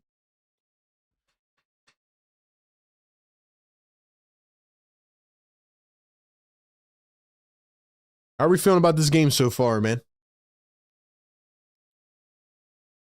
SGA going to knock down, makes it a 20-point game now. 3 minutes to go here in the second. VJ guarded by Lou Dort, now kicks it over to Barlow. Barlow going to drive, send a stiff arm. And they actually called it a defensive foul on the Thunder. I believe it's going to be on Chet Holmgren. Actually, no, I don't know who they called that on. All right, who we got in the chat, man? Let's go. Drop some emojis in here. Let's get it, man. Let's get it. Here's VJ Edgecombe going to find Justin Edwards. VJ against Caruso, another guy that's just really hard to play against. Caruso's such a good utility player. Edwards pops a three. Just missed it off the bounce. I talked a lot about Caruso in the postseason last year. He's just so valuable to a team. SGA pushes off Barlow, steps back, can't hit the three. Chet tried to get the board. He could not. Sixers have it. 2.5 to play in the first half. Bona goes all the way down the hill, and he's fouled by Caruso. Mikey says, effort is solid at the end of the day. Bunch of role players, G Leaguers playing the best team in the NBA. And that's a very simple way to put it. Exactly. Exactly. If you guys have not yet, make sure you hit that subscribe button. We do this every single game for the Sixers. We do other streams as well in the playoffs. We're going to leave the votes open to you guys for what games we do. And we do a lot of content here on the channel. I'm RB. Cover this team independently, so support the channel. Get us to 200 likes. We need 10 more. Let's go. Let's go, man.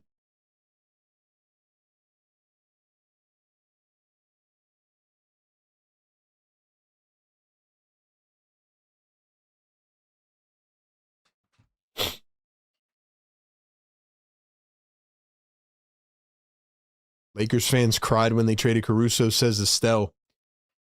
I mean, Caruso, like I said, he was like a hidden gem, but Thunder see this potential in people, and they have great developmental coaches. And, you know, we remember that whole debacle with the Chicago Bulls, how they didn't get enough value for him. And just a guy that you need on your team. He just does all the little things to fill in the gaps, and he does everything. He really does. I really like Caruso's game and Just the way he plays, you know.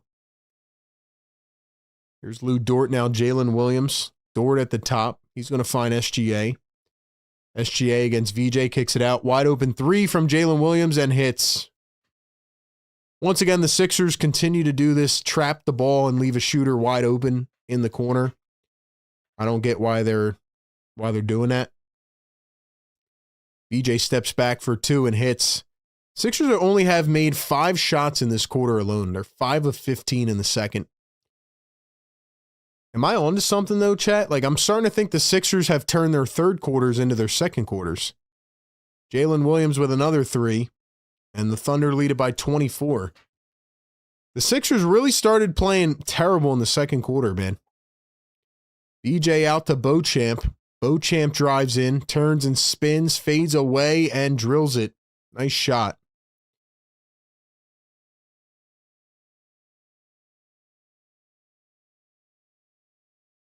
Here's SGA coming around a screen, guarded by Barlow. Thunder wide open 3 in the corner. Caruso in and out. Couldn't get it to fall. A rare wide open miss. Here come the Sixers. VJ going to pop up a quick 3 and drills it. Nice shot by VJ Edgecombe. Less than a minute to play here in the first half. The Thunder lead it by 19 points.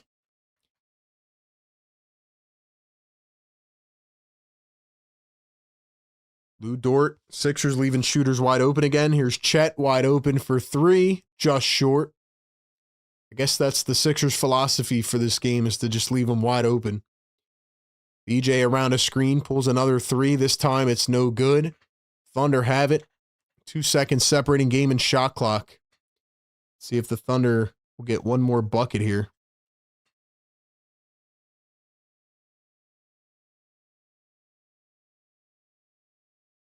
Here's Chet to the corner, wide open 3, and he does it again. The Sixers literally just left the shooter wide open in the corner 3 times in a row.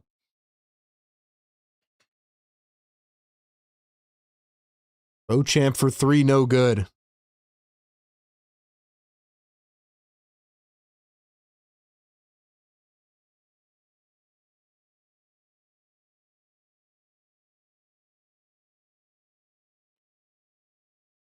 I just don't understand it, guys.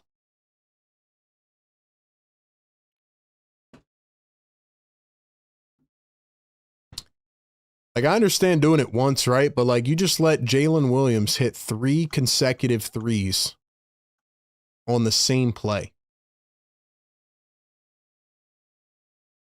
I just don't understand that. You just let this dude have 4 threes in the first half. He just hit 3 in a row. I don't understand.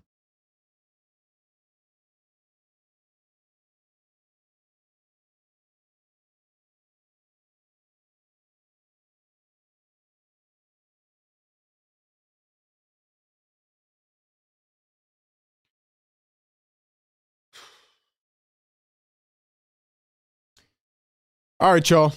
It is officially halftime here on the Sixers Game Day live show presented by National University. 360 in the chat. Do me a favor, like the show, subscribe to the channel. Thank you all for being here.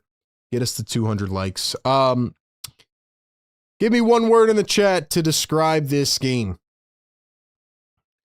One word in the chat to describe this game. If you could sum up this entire game so far in one word, what would it be? What would it be? My word of the game is going to be top heavy. Mine is top heavy because you could just see how different these teams are in terms of talent, in terms of roster depth, and like, you know, just everything, right? Like, I give the Sixers credit. They're trying, they're giving effort, you know, they're doing what they can, but Sixers' entire starting lineup outside of VJ and Barlow is not playing. Grimes is out. The Sixers have pretty much no way to stack up in this game. So this game really is top heavy, man.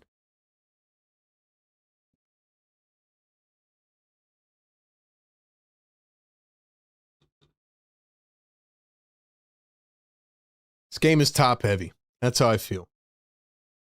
I don't think there's really a point in analyzing how the game's going. We haven't been doing that really much lately because of pretty much just everything, you know? Pretty much just how everything has been going. Like, you know, I can't be mad at DJ or Edwards or Beauchamp and these guys. Like, they're not good enough. And they shouldn't have to be. So, I mean, the only thing I saw there at the end of the first half was the Sixers trapped the ball handler 3 times in a row. The Thunder ran the same exact play, and the Sixers tried to trap, and then Jalen Williams, the second Jalen Williams, who had 4 threes in the first half, had 3 in a row on the same play. That's just, to me, that's just bad coaching. Like, how do you not adjust to that? How do you not adapt? But again, the Sixers already know they're going to lose this game. That's why they sat everybody out. Yeah, that's my one word, is top heavy. What is your guys' word? I'm going to try to read out a couple of the best words that I can find in the chat. So let me know your words in the chat, man. Let me know your words in the chat. All right, before I read out a couple of the best, though, I want to give another shout out to our great partners of the show. If you want to be schooled the way the 76ers are being schooled right now, the best way to do it is at National University. Whether you're juggling a full-time job, trying to run a business, maybe taking care of a family, whatever comes up in your way in life that makes you feel like you don't have the time to go to school or the energy to get that next degree, worry no more. NU is perfect for you. NU offers 4 and 8 week online classes designed to help you balance work, life, and school. You get to start sooner and finish faster. They offer the most comprehensive degree program options in the U.S. for working and non-traditional students. They are one of the largest private, nonprofit accredited universities in the United States. Over 50,000 students and 150 degree programs, and a 50-year history of innovative learning and support models for working and non-traditional students. So let's say you want to take a course on how to get schooled the way the Sixers are in the second quarter, the last 5 games. Maybe they'll have that as well. I don't know. But look, man, in all seriousness, shout out to NU and level yourself up, man. Get that next step in your education. Get that next degree. Get that promotion. It all starts at National University. Check out their new Year of You scholarship that is open for application for the next week. It closes at the end of March. It's been running for the last couple months. So check it out. Recipients can receive up to $6,000 per year on a bachelor's or a master's degree. Click our link down in the chat or the description. Check out their flexible online schooling programs over at National University, where you can juggle school with everything else life has to offer. Thank you to them for partnering on the show. By the way, I want to give a quick shout out to them as well. I will be going to the game on Wednesday, courtesy of National University. So thank you again to them for being great partners of the show and our favorite trivia segment. It's hard for me to find some of the things to say about this team anymore at halftime. I mean, like I said, I'll read some of your words out, but like, what am I supposed to say, man? What am I even supposed to say? Let's see. Expected. I think that's a good word. Blowout. What else? Crisis, says beer battered. Reprehensible. What else? Mechanization. I like that. I like that. Get a little bit creative. What else we got? Predictable. Good word.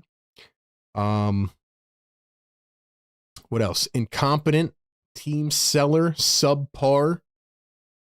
Incapable. I think that's a good word to describe this game too. Like they're not capable of really fighting in this game. It's not their fault, not the players' fault at least. What else? Incompetent. Good words in the chat. Good words. What else, man? What else you guys want me to say about this game? For real. I want to give you the best analysis that I can, but it's hard for me to find ways to break down this team. Guess we'll just look at some team stats and then we'll get ready for the third quarter. But yeah, I mean, I feel like the Thunder are just kind of going half speed. They're 11 of 22 from 3.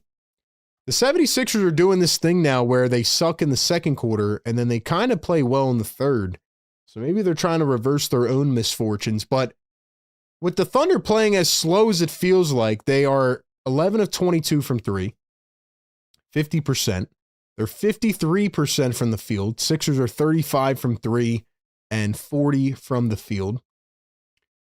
Let's see. Wow, Sixers have only taken 6 free throw attempts, and they're shooting 50% from the line. Rebounds are closer than I expected so far. Turnovers 11 to 6. What else? The fact that the Thunder have only scored 2 fast break points in this game is a little bit surprising to me. 22 in the paint. Like I said, the numbers don't even feel that good, but they're just shooting lights out. And like I said, they just have so many guys that can do things. I mean, you look at their bench, man. We'll look at their bench in a second, but let's see how many second chance points. 7 to 7 in second chance. Yeah, the Thunder are just really good. That's what it comes down to. 12 off the bench from Jalen Williams. They had 3 from Isaiah Joe, 5 from Wiggins, 3 from Wallace, 6 from McCain. SGA's has 11, 2, and 2. He should have 3 fouls. I don't know how that 1 foul was reversed. But, yeah, I mean, SGA's just kind of going through the motions, and so is everybody else. You know, they're getting Jalen Williams back incorporated. You look at the shot variation as well, like the shot allocations too. Every guy is doing something. Look at the box score. Every guy has contributed in some way. There's not one guy that has an empty stat line. And that just goes to show how deep they are as a team. The only other thing I wanted to see from the Sixers is getting Justin Edwards some more shots. You know, I feel like they're not doing a good job of getting open offense. But at the same time, you know, when you think about the Thunder having the best defense in the NBA, especially in transition, we may look at it as, hey, they're not getting Justin Edwards any looks. We also have to look at it as, damn, the Thunder just don't let any separation at all. They don't let you create any space. They're just so good at getting out on shooters. So I think it can be a combination of both. I think the Sixers are not coaching that well. They're not prepared that much for this game, but also the Thunder are just really good. So that's how I feel. That is how I feel. Dominic Barlow hasn't done much at all. I think that sprained ankle is really bothering him. I don't know why he's playing through a sprained ankle. Jabari Walker has not touched the floor yet, which is definitely surprising in my eyes. Drummond played 6 minutes, did pretty much nothing. Watford's been the lone bench piece that has actually contributed. 10, 4, and 3 for Trendon Watford. 7 back-to-back good games. But other than that, man, that's where I'm at. How do you guys feel, man? We did hit 200 likes. Drop those yes, sirs in the chat. Carlos, $5 super chat, says, RB, let's just lose out, please. I can't take this anymore. We must have a black cloud over this organization. All I ask for is a healthy team, and we can't get that. That's a fact. It really does feel, Carlos, like there's some type of curse, my guy. And that's what I said. Like, the Sixers had a crazy January. The month was so good. They were, like, playing at the top of their game. And then, yeah, they just go back to playing with nobody. It feels like a curse. I don't get it, man. Just feels like a black cloud. You're exactly right. You're exactly right. It's crazy. It's wild, man. It's wild. Drop the yes sirs in the chat. We'll probably hit the air horn, then we'll hit it at the start of the third as well. Yeah, I don't have anything else to say, guys. It's hard for me to find things to talk about with these games. We'll see what happens in the second half. I think the Thunder may pull away and, you know, might see some of the bench guys get more minutes, but who knows? $2 super chat. Philly for life says, am I wrong to not even care anymore? No, you're not wrong. You're not. Because at the trade deadline, like I've said many times, you know, the Thunder traded for Jared McCain. Sixers didn't get anything in return. They didn't do any other moves. And the Sixers showed us how much they really cared about this team. So you're exactly right, man. Like, it's very fair to say I don't care right now. How can anybody care with the team not on the floor? The reason I'm doing this is because I love this show. I love this community, and I love, you know, just being here with all of you, man, and creating this level of content, but am I thinking sometimes like, man, how am I even sitting through these games last year and this year? Absolutely. Absolutely, man. It's like a slap in the face. It's a slap in the face to what Joel requested at the deadline. It's a slap in the face of the fans that are even there tonight that paid their hard-earned money to go to that game. And last thing I'll say before I go to my halftime break, Philly, is why can't they even just be transparent with us? Like, again, Joel's been out for 13 straight games. And then all we get in the pregame is, well, we're going to go through another workout session tomorrow and see how he feels. The guy was out on the floor in pregame shoot-around. How is he not feeling fine? A strained oblique? I don't know, man. You got Grimes who's sitting out with an illness tonight. It's crazy. It's crazy. But again, the Sixers won too many games this year, so now they're in a bad position because it's not like they can just bottom out. They can't. They won too many games with that little stretch that they gave us. So I don't know, man. We'll see what happens. It's a 22-point game. Let me know how you think the rest of the game's going to go. I always say this, but I really appreciate every single one of you for sticking in here with me and watching these games, making them somewhat enjoyable and just helping us all get through it, man. Y'all are the best. We'll see what happens in the second half. And we'll break down the rest of the game and we'll do our post game. So with that being said, be right back. Sixers Game Day Live. Third quarter coming up next. Don't go anywhere.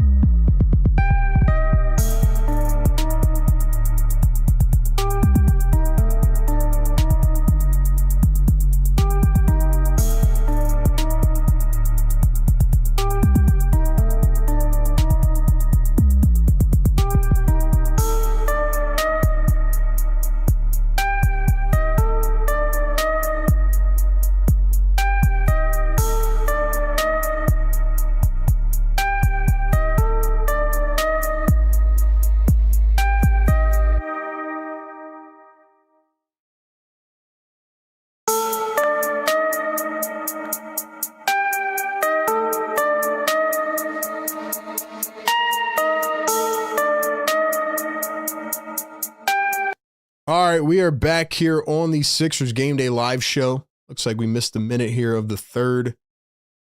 Not that it's that important anyway. Williams to Chet, lays it up. No foul. Wow, surprised they didn't call that. Here the Sixers, Barlow to the corner, Drummond a three and hits it. Yeah, there's no way Drummond just did that. My boy Drummond literally shot a three and turned around like he was Steph Curry. My guy Drummond just acted like he was Curry on that three. Thunder respond with a layup of their own. It's an 18-point game. There's another three. This time it was Edwards.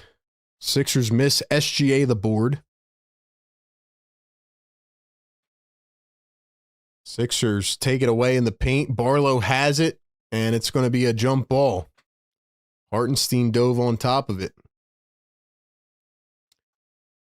So let's catch you up with what we missed here. Once again, thank you for being here. Drop the yes sirs in the chat. We're about to hit the air horn and piss off the neighbors. So to begin the third quarter, let's see. We had a block from Chet, who blocked Drummond on a three. We had Justin Edwards, who made a three.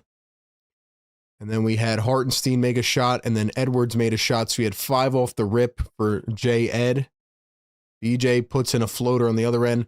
And yeah, then we had the Drummond three. So we had 5 points out of Justin Edwards right off the rip, and we had a Hartenstein made shot. Williams misses the mid-range. 16-point game now. Sixers are at least fighting. They are fighting. Thunder starting to press up a little bit. Barlow to Beauchamp. Wide open for three. Cha-ching! Are the Sixers cooking all of a sudden? Are they cooking? It's a 13-point game. The Oklahoma City Thunder. The Sixers have turned their third quarters into their second.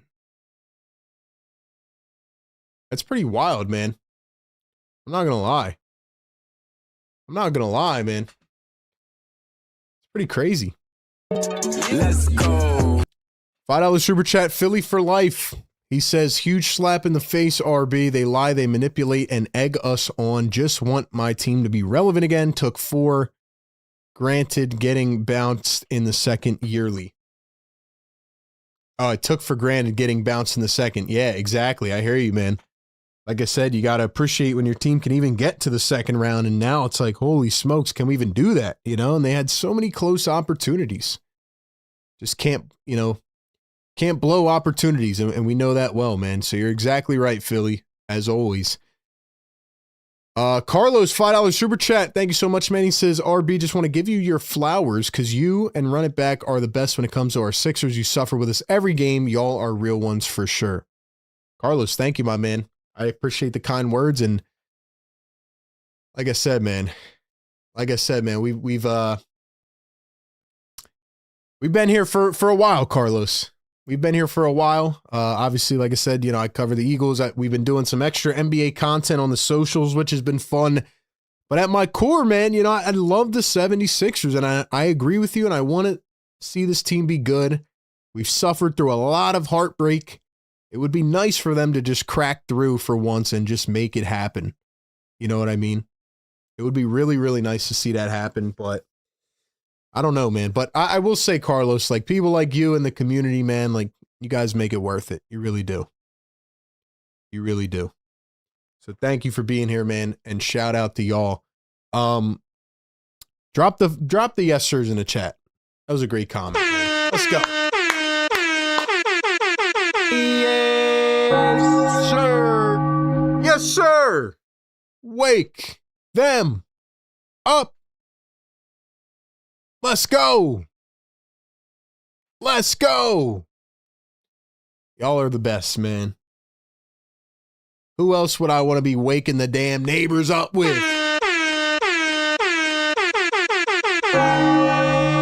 Y'all are the MVPs, man. MVPs, bro.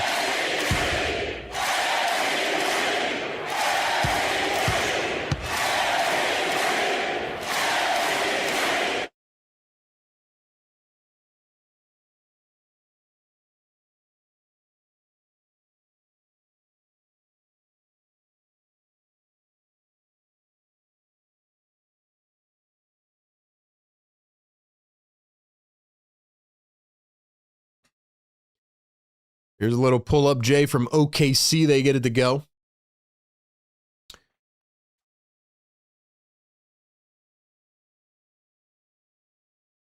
Here's Edwards coming around a screen. Edwards going to drive, kick it out. VJ, the pump fake, dribbles, drives. VJ puts up a mid-range and hits. When will you and running back collab? We've actually talked about it a few times. If the Sixers can actually make the playoffs, then maybe we'll do something there. SGA kicks it out. Here's Chet from the corner and hits it again. Sixers keep leaving that corner three open, man. They keep on leaving it open, man. Beauchamp left the jumper short. Scum says, if the Sixers win a chip, I'd go crazy on Broad Street. Hope to see you celebrating. Of course, man. Of course we'd be out there. J-Dub hits the mid-range. Thunder are kicking it into gear. Just as I said, the Sixers were starting to look better here in the third. We would definitely be out there partying on Broad Street, man, if it ever happens. There's VJ Edgecombe to the corner. Barlow pump fakes the three. Now kicks to Drummond. Drummond, the drop step, spins the other way. Drummond up top. Here's VJ thinking about a three. VJ going to step back from the wing. Airballs it. Missed everything. But yeah, man, like I said, I just love this concept of this show, what we built. I feel like we offer a lot of different value, not only the game call, but the analysis, reading out the fans' comments, all that stuff, the call-ins. We haven't done call-ins in a bit, though, because there's been nothing to talk about. J-Dub and Jay Edwards talking a little bit now. Do you have a shirt that says Wake Up already? We do have a Wake Up the Neighbors shirt, man. We do have a Wake Up the Neighbors shirt on the site. Check out the merch, phillytakewithrb.com. Got the Yes Sir merch, the Philly Take merch, the Sixers Therapy merch. Lou Dort from the wing. Can't bank in home. Sixers come away with it. 18-point game, up the floor. Beauchamp dribbles, drives, reverse. And he couldn't draw the foul. So it is an 18-point game here in the third quarter. 6:45 to go. Lou Dort from the wing. In and out. Tapped up by J-Dub. Missed it. Got it again. And they let him go with a wide open layup. I feel like Drummond, you know, I don't want to keep picking on Drummond. I just feel like he's in his own world, man. Like, I watched Drummond not even go up for a block or a rebound. He kind of just, like, walks around and does whatever he wants. It's really what Drummond does every game. When he wants to try, he does. Now we have a timeout on the floor as the Thunder have a 20-point lead. All right. You know what? Let's go ahead and see where the MVPs are in the chat. Let's get the engagement flowing a little bit. 60 seconds on the clock. Let's see who can drop the most comments and interaction in the chat. We'll shout a few people out. Thank you all for being here. Once again, Sixers Game Day Live. It is the full-on production show. No producer, just RB. Calling it, breaking it down, and the chat. You know what I mean? Really looking forward to the playoffs, man. We're going to do a lot of different games, a lot of teams. Excited to watch some intense hoops.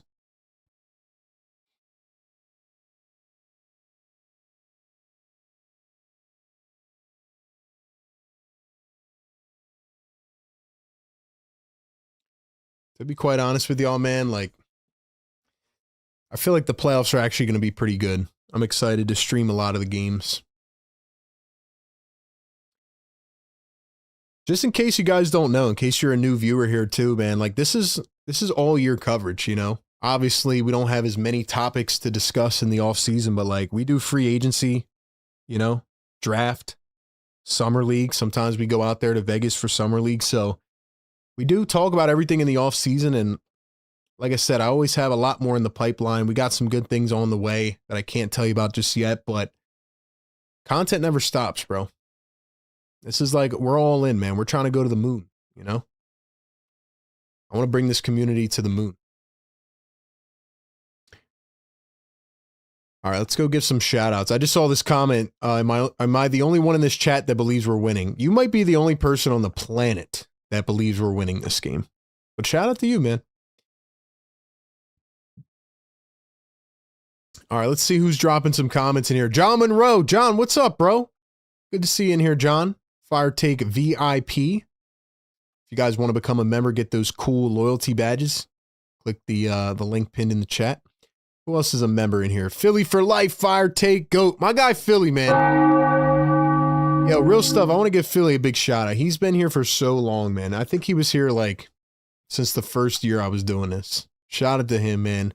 We got Estelle in the chat. We got Aaron in here. What's up? Mr. Scum's been with us all season long.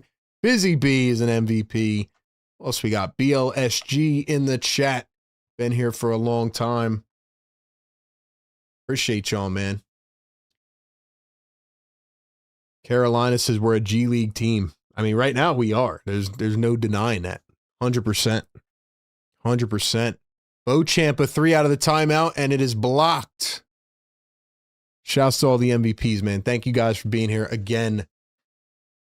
Let's light that chat up with the emojis. Thunder missed the alley-oop tip-in attempt. Here come the Sixers. VJ up the floor. VJ, corner 3.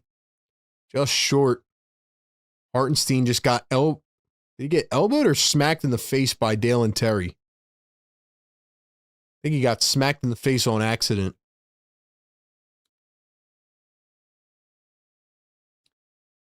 It really is crazy. And you know what's funny? Like, all the people that were complaining at the beginning of this stream that I saw in the comments have evaporated per normal. But, like, I don't understand how anybody can be positive about this team right now with who we're watching on a daily basis.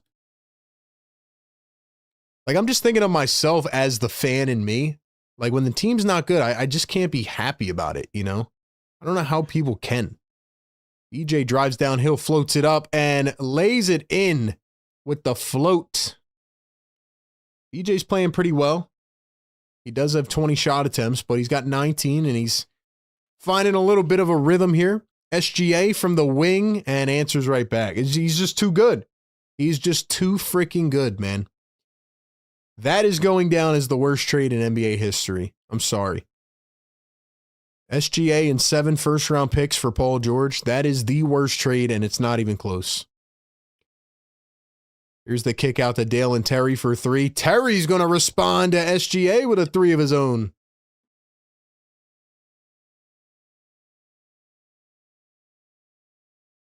.455 to go here in the third quarter. SGA again dumps it off to Lou Dort.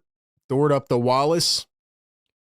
Dort to SGA. 10 on the shot clock. SGA steps back, gets double teamed. Wallace all the way in the lane, misses it. Walker taps it out, right back to the Thunder. Drummond's not even trying to rebound the ball, man. Another miss by the Thunder. Here come the 76ers. VJ downhill, kicks it out. Beauchamp in transition. Nice shot. Marjon Beauchamp. 15-point game. Yo, shout out to Marjon Beauchamp, man. He at least is playing confident.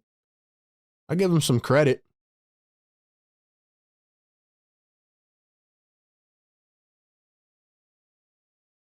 Marjon Beauchamp at least brings a little bit of swagger to the floor. I'm not mad at it. Shout out to Marjon Beauchamp.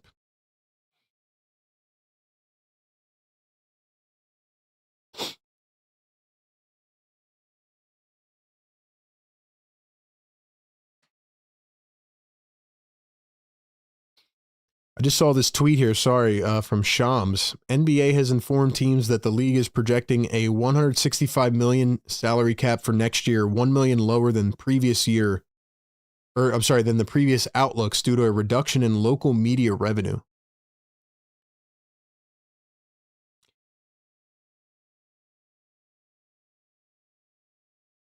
And I also just got another Shams bomb literally 2 seconds ago. The Milwaukee Bucks are waiving Cam Thomas just weeks after signing him. That's crazy that Cam Thomas got waived, man. Sixers really should have picked up Cam Thomas. He went to the Bucks, who are trying to tank. That's why they're waiving him, because they're trying to tank. I guess if they sign him now, he wouldn't even be playoff eligible, right? I don't even know. I have to check that. $2 Super Chat. Philly for Life says we support and love this channel. Always will, RB. You're the man, Philly. Appreciate you, bro. Here's SGA out of the timeout, finds a cutting. Jalen Williams goes up, lays it in, and it's going to be a charge on the second Jalen Williams. He had 4 threes in the first half. Comes in and gets an offensive foul. And now the Thunder want to challenge it. So we're going right back to a timeout.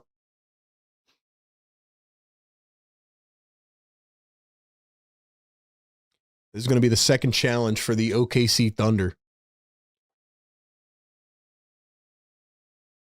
Guys, can we get this to 300 likes, man? Let's go. Let's get it to 300. We've been crushing our goal every game. Once again, we got another break in action. I'm going to take a second and post our link tree. If you guys don't know what a link tree is, pretty much it consolidates all of our different channels in one so you can follow everything together. So definitely check that out.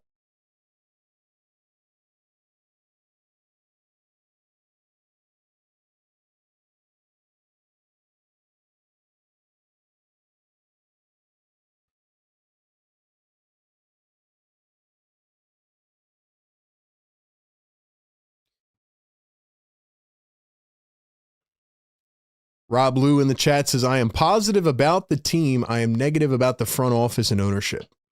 I don't know how you can be positive about the team, though. And I'm saying this as somebody who has to cover them every day. How can you be positive about a team that has none of their starters on the floor outside of VJ Edgecombe and Dominic Barlow?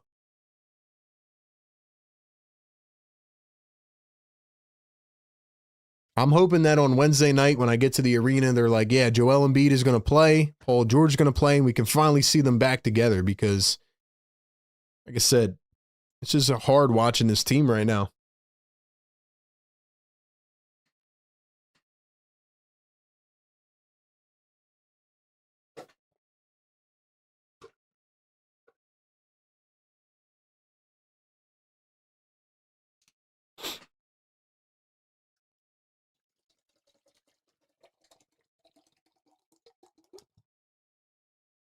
Looks like the Sixers might have been in the restricted area, so that's probably why they're challenging.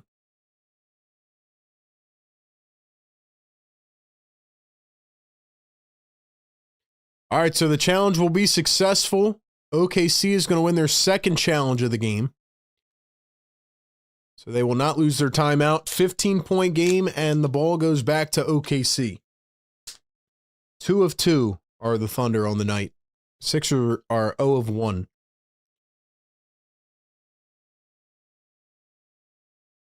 Busy B says Barlow is an Embiid merchant. That's definitely for sure. For sure.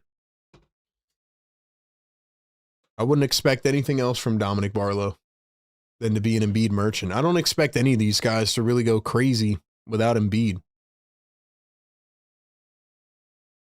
Blue World says Thunder get every challenge. They're 2 of 2. And Jalen Williams is going to the line.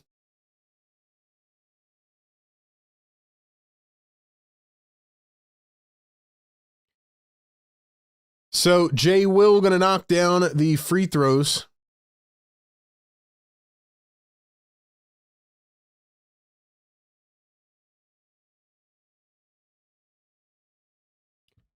There's a 3-ball from VJ. Gets it to go. Good shot. Sixers are only down 15. They're doing what they can to stay in this game.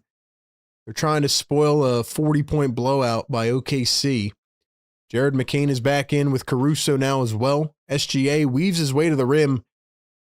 Dude, SGA. And you know what's crazy to bring all this full circle is Doc Rivers did not want to play SGA in LA. That's why he ended up getting traded. The Clippers will forever be a bad team as well. Imagine having SGA on your freaking team and you don't play him enough. VJ at 3 is short. SGA is such a good player. How in the world did Doc Rivers not want to play this guy?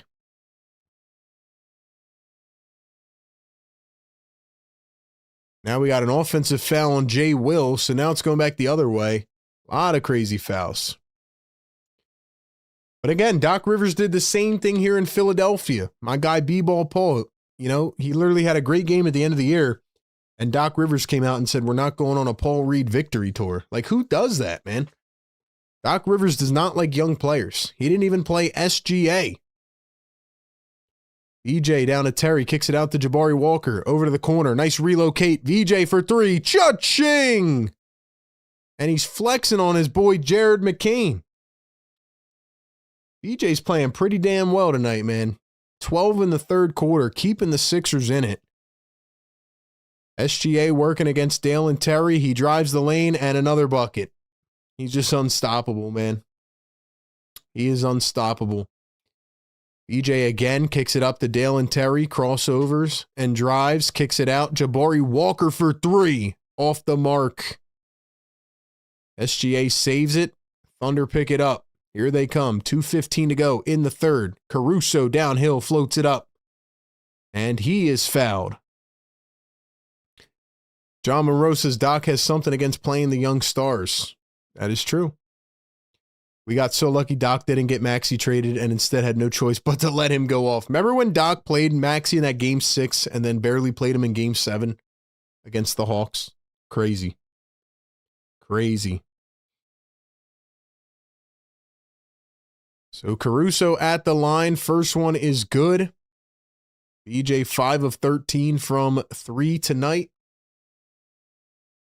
Let's go. Drop some fires in the chat. Thank you all for being here, man. 2:12 to go here in the third quarter. Mr. Scum says, is it so hard to get a competent coach for once? They got to get a competent coach, man. For sure. I'd rather have a young guy at this point. Look at like Mitch Johnson with the Spurs. Look at Mark Daignault with OKC. These young coaches are doing well, man. Joe Mazzulla. Jabari Walker found in one on the other end. Yes, sir. And one. And one. Drop the ones in the chat. You guys are exactly right about all the young players, man. Like, you know, look at these teams that have these young coaches that rely on this young talent. Look at what they're doing. Look at what the Celtics are doing this year. Look at the Thunder, the Spurs, all these teams. Free throws missed anyway. 90 to 74, minute 50 to go here in the third. SGA coming around a screen. Finds Jalen Williams, pops out for three. Can't get it to fall. Thunder have gone kind of cold here in the third from three. They were shooting 50 at halftime. DJ had it poked away. It's out of bounds. Staying with the Sixers. Got to give the Sixers credit. They're still keeping this game within 16. So far, it has not been a crazy, crazy blowout.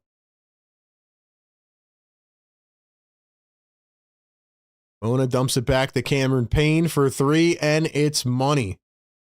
Got to give the Sixers credit for the way they're fighting right now, man. 13-point game.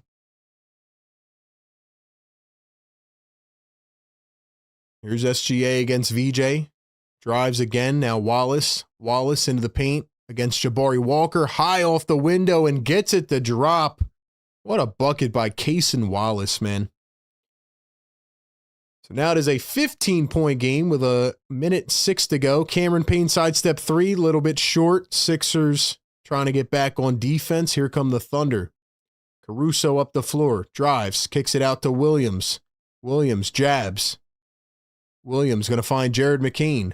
McCain off the dribble. McCain against Walker. Kicks it out to Jalen Williams. Looking for another one, and he's got it. 5th three of the game for Jay Will. And just like that, the Thunder go back up by 18 points. 40 seconds to go here in the third.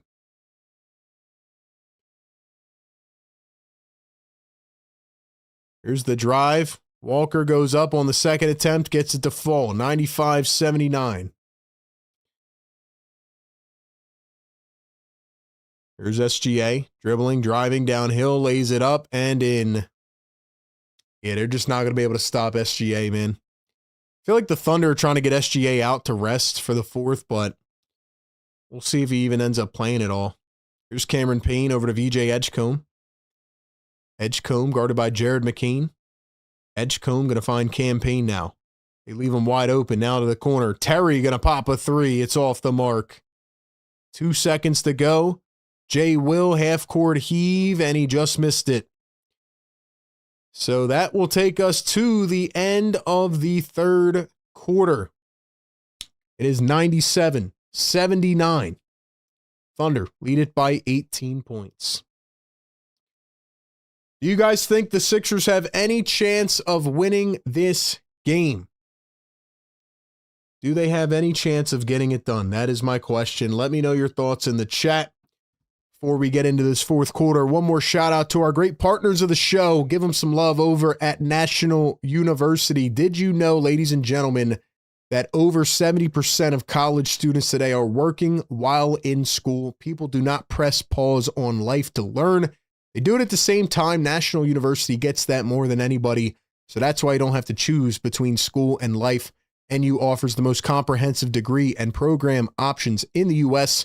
for working and non-traditional students. 4 and 8 week online classes designed to help you balance work, life, and school. Last year, National University awarded $50 million in scholarships. They are offering the Year of You scholarship right now through the end of March. You got a week left to apply. So apply to that scholarship, get up to $6,000 per year on a bachelor's or master's degree if you are accepted. Thank you to National University for partnering with the show. Let them help you live your life, achieve your goals. With NU, you can be a busy worker, person, or learner, and a successful student all at the same time. So once again, go down below, click our link in the chat or the description. Check out their flexible online schooling programs over at National University, where you can juggle school with everything else life has to offer. Thank you to them for being a great partner of the show. See what the chat says. Estelle says Sixers' chances of winning the game, pretty much nothing. I'd be happy if they don't lose by more than 16, says Ben. I guess would be an accomplishment, right? That'd be a feat, I guess. Mac McCain deserves a shot. He's been killing it in the G League. Mac McClung? Yeah, I like Mac. I like him. Just a little bit undersized, but I like him. I like him.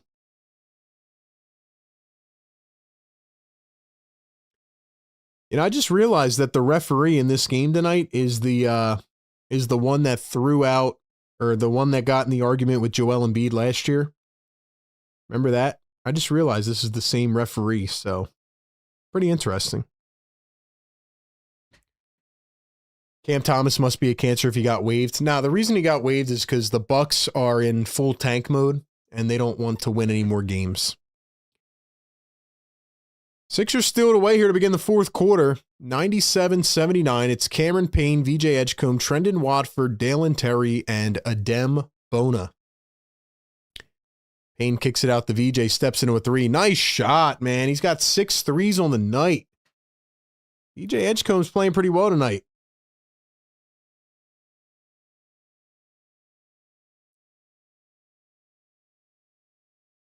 Here's Jalen Williams, turnaround fadeaway. Can't get it to go, but he's fouled by... Actually, no, it's going to be an offensive foul. I guess he kicked his leg out.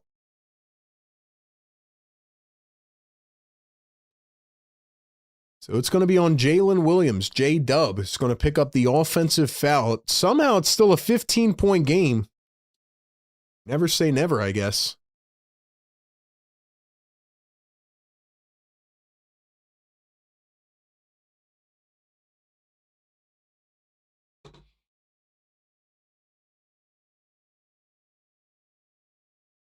Yeah, it looked like he kicked his right leg out there, so it definitely is an offensive foul. Also, I think that was VJ's career high in three-pointers. That was his career high.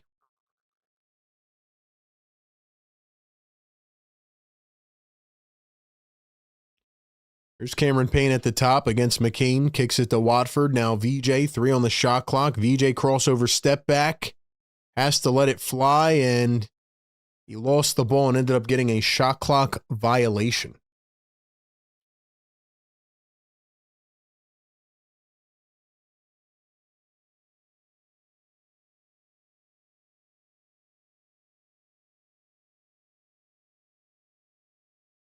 Here's Jalen Williams again downhill, this time against Terry. Lays it up and in. Surprised we haven't seen our boy Kyle tonight without Quentin Grimes on the floor.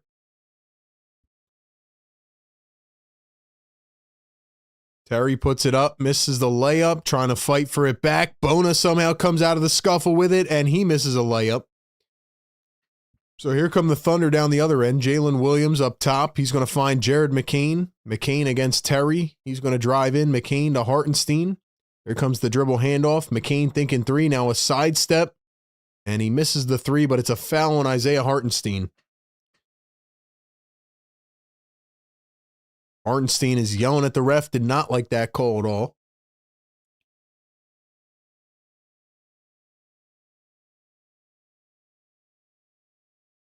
Two minutes into this fourth quarter, here's Cameron Payne driving downhill, lays it up, finger roll, way off. Thunder have it on the break. Here comes Jalen Williams driving all the way. The oop, and Chet flushes it home. The Thunder are over 100 with 10 minutes to play. It's a 19-point ball game.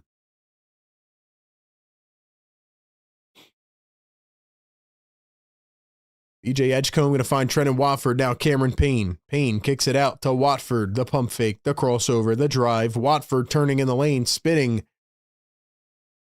A wild pass back to himself almost, and he misses a three. So here come the Oklahoma City Thunder. They kick it out to McCain, wide open from the wing, and it's off the mark. Hartenstein picks it up. Williams, wow. Wow, the up and under. Thunder are really good, man. VJ lays it up, though, on the other end. Thunder didn't even get back in time.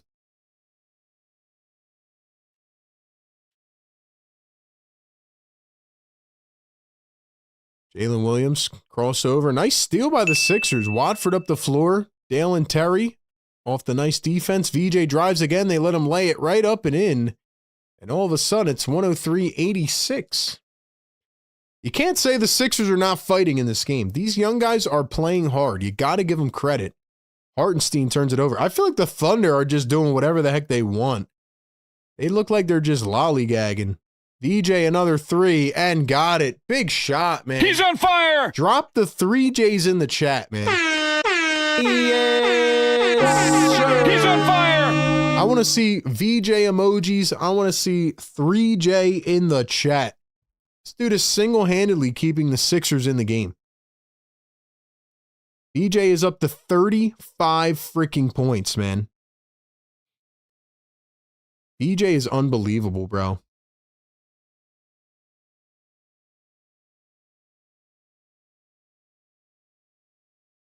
Guys, we got 8.5 minutes to play, and VJ Edgecombe has 35 points. He is absolutely cooking right now. Holy smokes, man. He's got 12 in the third. He's already up to 10 in the fourth quarter in 3.5 minutes. Wow. Give him some love in the chat, man. Can't say that he's not trying to keep this team in the game, man. $2 Super Chat Philly for Life says, give it to the youngins, especially VJ playing hard. 100%, man. 100%. Get us to 300 likes, man. We need 50 more. 3J's in the chat. This dude is absolutely cooking right now. We talked a few games ago about VJ's career high. Well, guess what? He's 4 points away from his career high, ladies and gentlemen. VJ Edgecombe is 4 points away from his career high.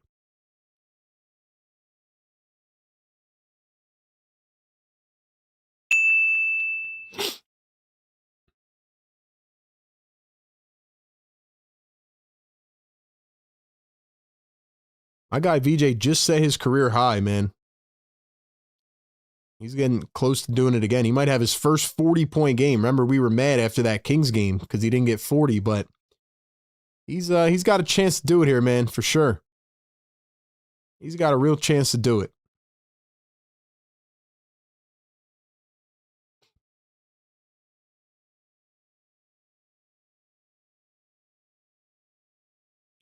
He's already hit his career high in threes. He's got 7 of them tonight.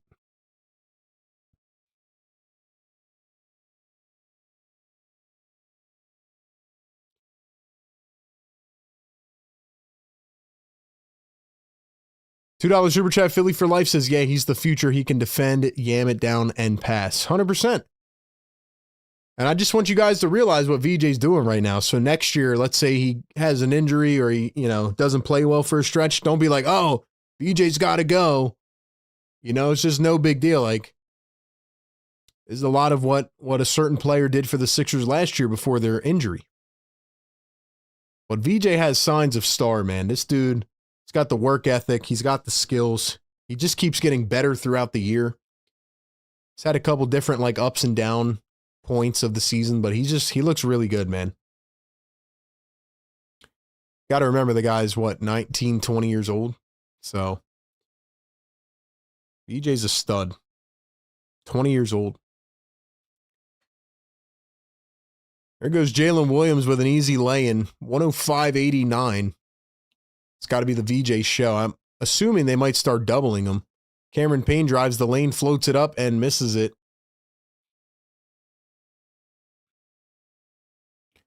Jalen Williams going to find the other Jalen Williams down to Chet Holmgren.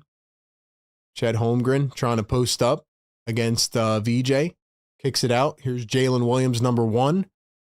Jalen Williams for 3. Can't get it. It should not be allowed to have 2 guys with the same name on the floor at the same time. VJ against McCain. He's going to find Beauchamp. Cameron Payne steps back for 3. Short again. Jalen Williams, number 2, picks it up. Back to Jalen Williams, number 1. Here's Jalen Williams, number 1. Back to Jalen Williams, number 2. Number 2, up to McCain. McCain dribbling, driving down the lane, goes all the way and lays it up and in. All right, man. Give the ball to freaking VJ, man. Why is VJ not getting the ball, bro? Watford floats it up, misses it. Drummond puts it in. And it doesn't count because of an offensive foul on the Sixers. Nick Nurse is losing his mind. Nurse is probably going to get thrown out here.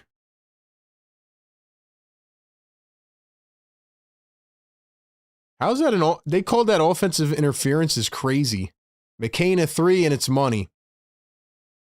This is ridiculous, bro.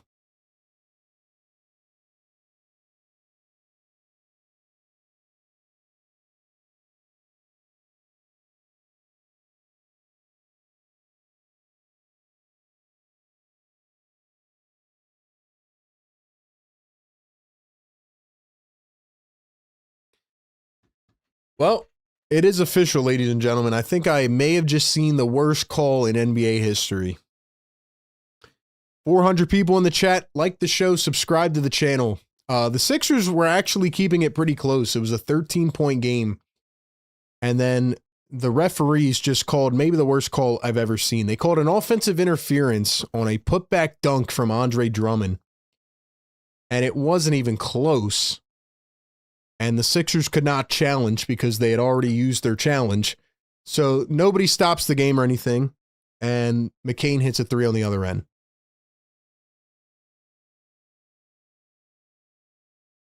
That might have been the worst call that I've ever seen. And the Sixers couldn't challenge it. That's definitely the worst of the season that I just saw.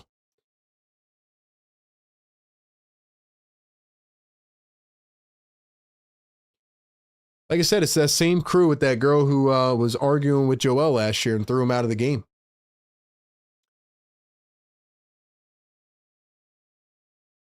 I'm not going to sit here and act like the Sixers were going to win the game or anything, but that just blew the whole momentum. That's a ridiculous call. Like if the teams are going to be held accountable for this stuff, and they're going to have to suffer, then the NBA referees should be put in a room and have to watch film, and they should suffer some kind of punishment as well. Like, you just cooked the whole momentum of the game. I've never seen a call that bad in my life.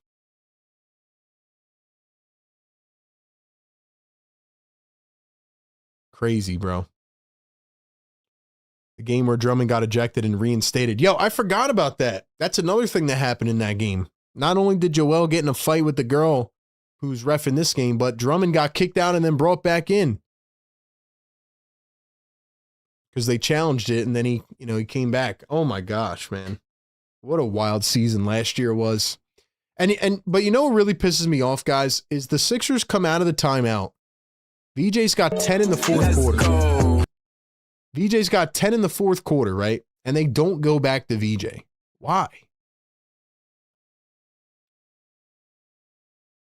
$5 super chat, Philly for life. Thank you so much, man. He says, let me get this right. VJ scores 9 in a row on a fast break, drive and 3, and we proceed not to let him touch the next 3 possessions. Yo, it's like you read my mind, bro. Literally what I just said. That's what I'm saying. He just had 10 points. And after the timeout, they don't even let him touch the ball. You're exactly right.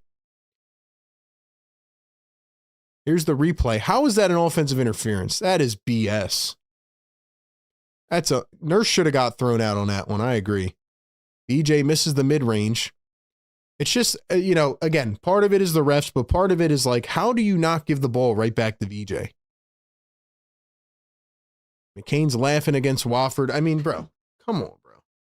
Come on.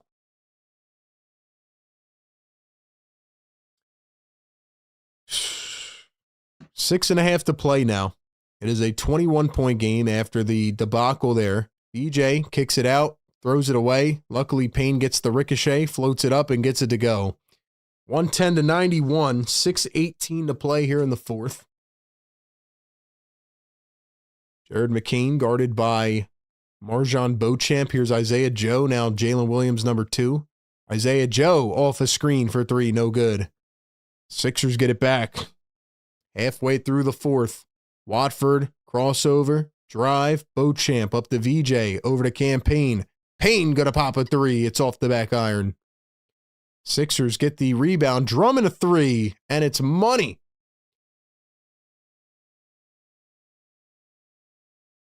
Nice job on the Sixers to get the offensive rebound. 16-point game against the defending champions. Jalen Williams scanning the floor, finds Isaiah Joe. Isaiah Joe back to Jay Will. Here's Chet. Chet against Wofford. 7 on the shot clock. Chet dribbles, drives, turns, steps back, mid-range, and hits. Let's go, guys. Hit the thumbs up, man. Get us to 300. We're 40 likes away. Thank y'all for being here. At least the game is kind of, sort of entertaining. Somewhat. Watford in the paint. He drives, kicks it out to Cameron Payne. We got a foul on OKC. It's going to be on the floor.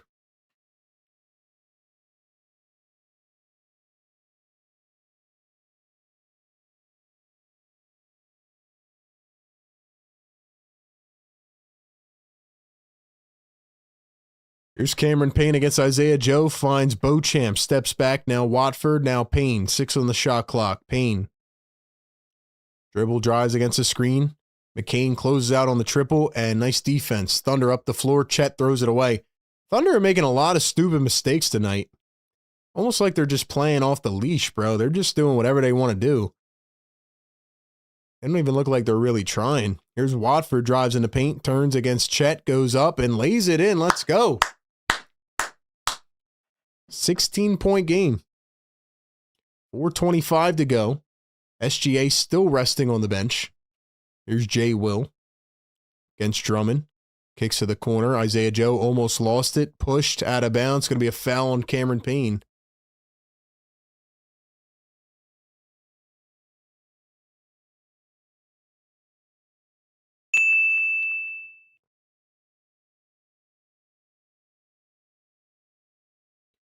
SGA has not played the fourth quarter at all. Like I said, they're trying to let him rest in the fourth. 4:10 to go. Jay Will dumps it off Isaiah Joe. There comes the trap. They leave a shooter wide open in the corner. Chet pump faked it, has to let it fly, and he does, and it goes. Tough shot. And one that really hurts for the 76ers. $2 Super Chat Philly for Life says, wow, Payne is on or way off Marion style, RB. He really is a shot chucker, bro. He's a microwave scorer, man, but when he's off, he's off. He is a definition of an NBA streaky shooter off the bench. Appreciate everybody being in here. Let's go. 30 more likes. Get us to 300. Do the Sixers have a miracle in them? They've kept it close. And we have a timeout by Nick Nurse with 3:47 to go. 2 remaining for Philly. Still can't believe they called that offensive interference, man.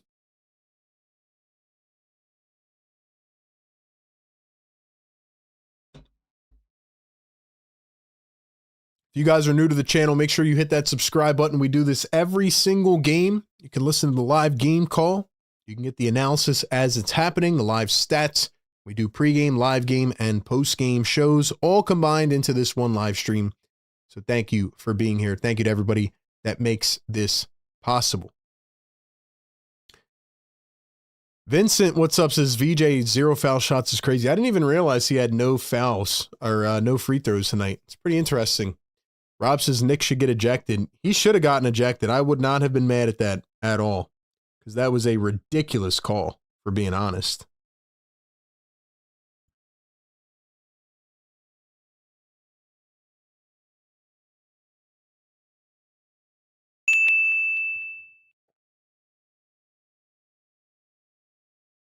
Don't go anywhere after the game. We will break it all down. We got post-game coming up. $2 super chat from Philly for life. My guy says, all right, I'm going to dip up early. See you all in the next one. Philly, appreciate all the love tonight, man.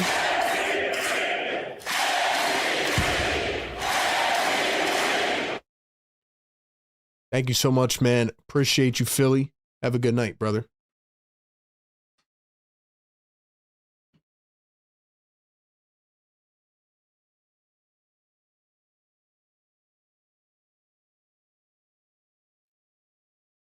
Beauchamp misses the 3, tracks it down. Beauchamp, another one, misses it again.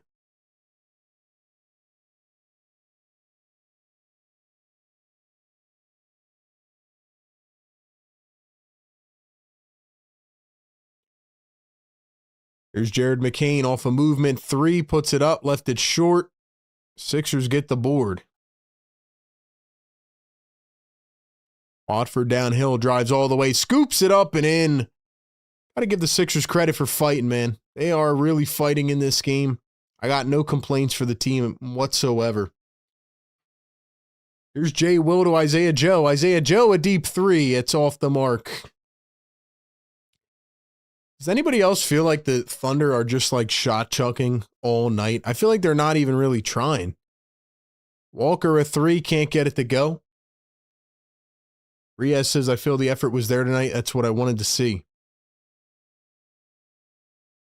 Don't forget they have OKC beating us by 15, RB. That is true. Spread was 16.5, I think. Sixers steal it away again. 17-point game. Beauchamp all the way. Lays it up and in. 15-point game. Here's Jared McCain on the other end. He's going to drive into the paint. McCain with the left hand. Lays it up and in. He's up to 13 on the evening. Yo, is VJ really not going to get his 40 bomb, bro? Is he even in? No, he's not. Why is VJ Edgecombe not in the game?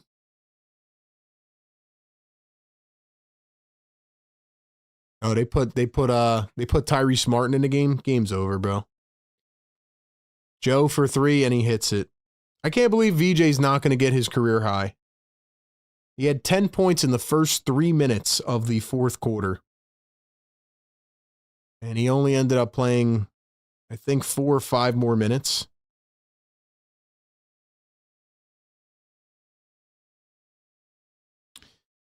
So essentially, Nick Nurse conceded the game, and VJ's not going to get his 40, man. I really wanted to see him get it. It's really frustrating.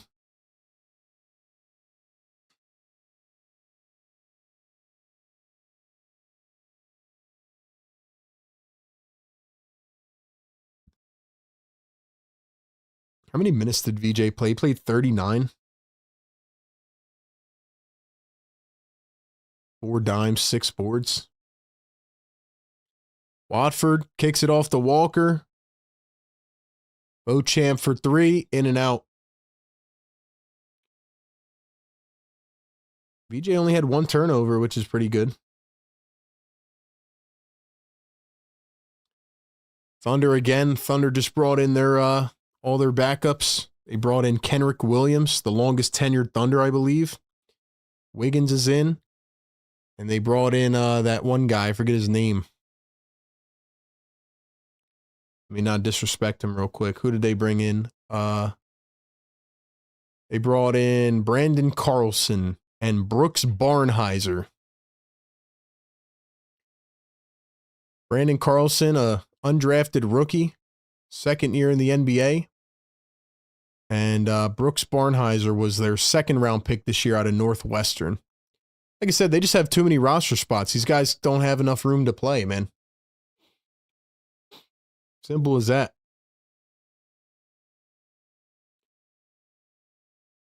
So this one is going to come, unfortunately, down to a crashing end, but Sixers did their best to stay in it and fight.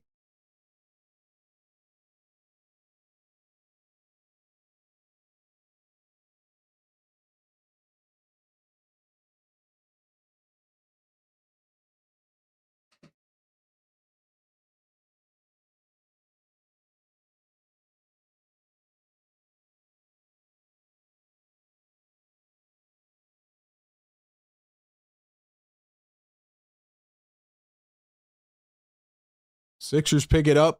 They throw it away again. Right back to the Thunder. Kenrick Williams is like, hey, I'll take a shot. He misses it off the back iron. Isaiah Joe says, I'll take a shot, and he hits it again. How many does Isaiah Joe have in this game? He's got 9 off the bench.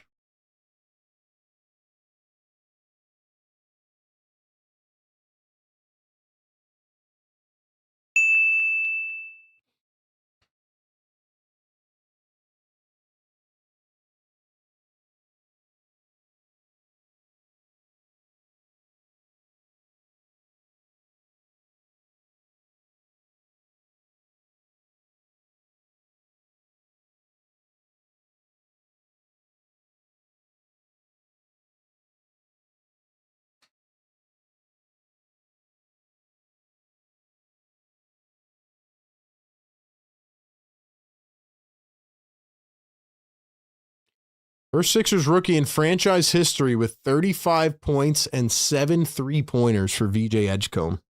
How about that, man? How about that?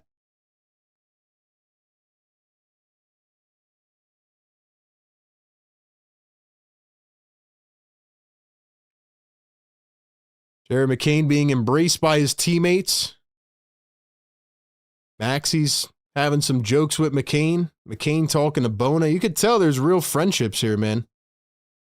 You could tell there's real friendships and bonds and all that. First game since February 11th for Jalen Williams, and he drops 18, 4, and 6. Just seamless, man. It's too easy. It really is.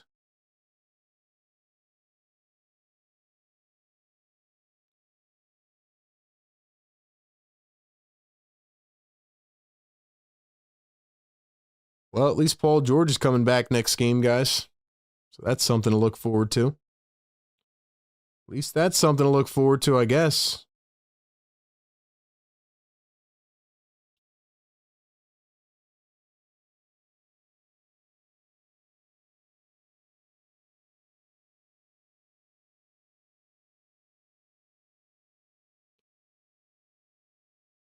All right, well, I have some thoughts on this game.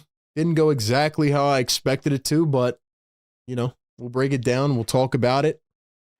Talk about how dominant the Thunder are. And we will rant about the moment that kind of changed the momentum of the game there in the fourth quarter. We'll talk about McCain's return, a couple big moments in this game and things that I liked and things that I did not like as well. $2 Super Chat. Philly for Life says, the boy Barnheiser, LOL, had to do it before I dipped. Philly, thank you so much, man. Brooks Barnheiser. That's the type of players. That's the type of players that the Thunder have stashed away on their bench. Brooks Barnheiser. Like the most random dudes, man. The most random dudes, bro. Brandon Carlson. But, all right, ladies and gentlemen, we will talk about VJ Edgecombe, who becomes the first Sixer in franchise history with 35 and 7 triples, career high in 3-pointers. Let's do a quick check-in on the other NBA teams as well before we head to the postgame. Miami is losing to the Spurs as expected. Hawks are blowing away the Grizzlies. They're going to win that game. Let's see. Wow, the Magic are losing to the Pacers. Holy crap, with 3 minutes to go. If the Magic really can't beat the Pacers, then say goodbye. If they lose, the Magic and the Heat might both lose 5 in a row.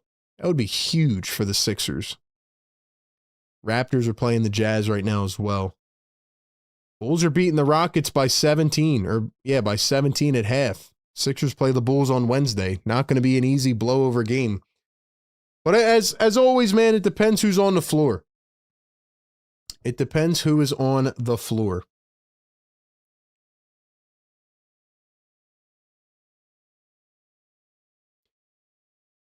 So anyway, man. Anyway, shout out to everybody who makes this possible. Thank you to all of our Game Day Live partners. Thank you to the mods, the members, the chat, keeping it interactive, and just helping us continue to cultivate this amazing Game Day community.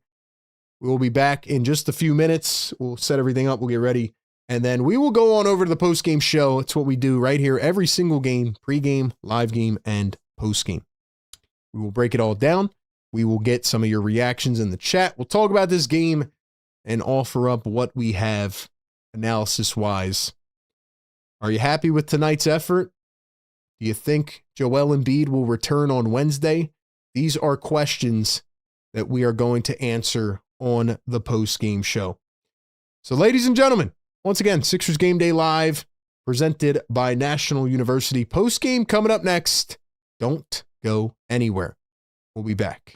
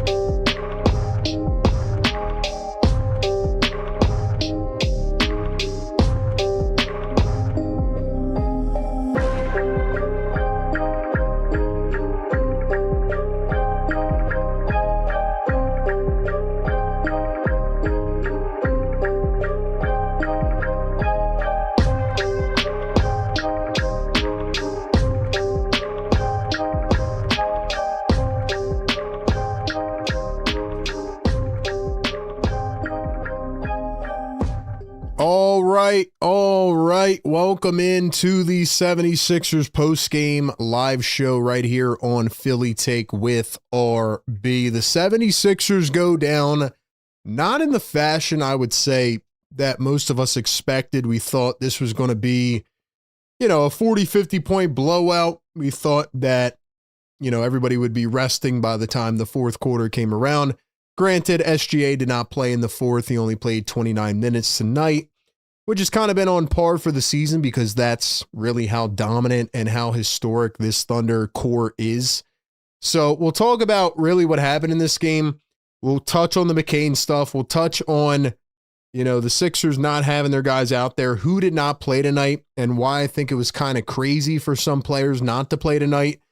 But at the end of the day, man, the biggest storyline is VJ Edgecombe, and I really do want to make that the highlight and the priority and the focus of this postgame primarily.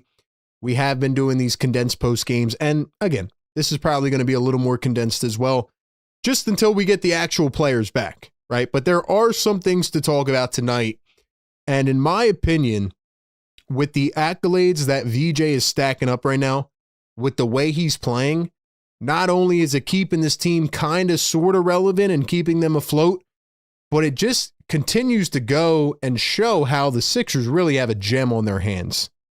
They really have a freaking gem in VJ Edgecombe, man. VJ Edgecombe is an absolute star. So we're going to get into it all, man. This is the 76ers postgame live show presented by Prize Picks. Go ahead and download the Prize Picks app. Use the code CLNS when you sign up and download the app. Listen, man, excuse me. Where do we start with this game? How do you feel about VJ Edgecombe's performance? How do you feel about VJ Edgecombe in general? He's had such a wild season, man. He's had all these different phases, where he's been asked to be the guy, then he's been asked to be the second option, the fourth option. It is very hard to watch this team without the stars on the floor. And I guess coming back into this game and coming into a very important week in a night where the Sixers, by somehow, I don't know what it is, the grace of the NBA gods or whatever, the Sixers came into this week, tonight, a half of a game out of the 5 seed. Can you believe that? A half of a game out of the 5 seed, despite the fact that for the last 10 games, nobody on their team is really playing. It just goes to show how wide open the Eastern Conference is. And that goes back to our point that we made on February 4th when the trade happened. Trust me, we'll get to the trade. But again, I really want to start this off with VJ Edgecombe.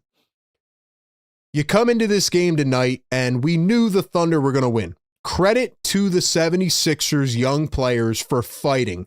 They went out there for 48 minutes, and they battled. They made plays. They knew they weren't that good. You have a bunch of guys that are backups and role players. But you know what? They did not give up. I do honestly feel like the Thunder were playing at half speed and were shot chucking whatever they wanted. They didn't really look like they cared. SGA should have had a third foul in the first quarter. They were playing sloppy, but the Sixers did not give up, and that's all I can ask for right now. But beyond everything else, beyond the noise and the Jared McCain stuff, McCain didn't have his best game, but guess what? 13 off the bench, did exactly what he needed to do, just like every other Thunder player. They just have the formula down. That's why SGA didn't play in the fourth. They're just so good. The Thunder are historically good. They are what the Sixers had envisioned to be, and then Sam Hinkie was fired. But anyway, no revisionist history. Beyond all else in this game, man, VJ Edgecombe is an absolute star. VJ Edgecombe, second 35-plus point game in the last 3. He should have had his career high. I mean, he had 10 points in the first 3 minutes of the fourth quarter. Then a timeout happened. They come back. They don't give VJ the ball for a minute or two. And then he gets a little cold, and they start trapping him, double-teaming him.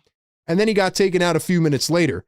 He was close to getting that 40-point game. But regardless, first Sixers player with 35-plus points and 7 made threes in a game in any Sixers rookie history. First Sixers rookie to accomplish that feat. And he also sets his own personal career high in threes with the 7 made. And he just got into a flow state in that third quarter. He had 12 points. And then in the fourth quarter, he had 10 right off the rip. He was single-handedly keeping the 76ers in this ballgame. And it just goes to show that no matter how bad the season can get and how low it can get and how frustrating it can get not watching the Stars play, they have a gem in VJ Edgecombe. Whether it's his scoring ability off the dribble, whether it's his catch and shoot threes, all of this is going to get better. He's only 20 years old. He can defend multiple positions. He rebounds the ball well. He's been doing that very well, particularly as of late. And he just makes his teammates better. His gravity on the floor, he looks like a guy that honestly has been in the league for 5 years already. We know his work ethic. We know how he's trying to absorb all this knowledge. He's a sponge. And I guess the main thing I can say, like, he's just an absolute dog, man. And I think VJ Edgecombe has a lot of good ahead of him. And the fact that he's only going to get a lot better is very scary for the NBA. That is my main takeaway, man. VJ Edgecombe is so good. In a game like tonight, where you're going up against the 56-15 Thunder, the defending champions, and to drop 35 and to do it in a way where you started off the game really bad. You were 3 for 10 to begin, and to turn it somehow into a masterclass.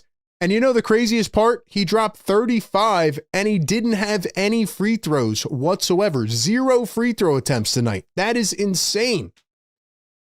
This dude is 20 years old and you're asking him to put this franchise on his back right now. And he's living up to the task, man. He's really good.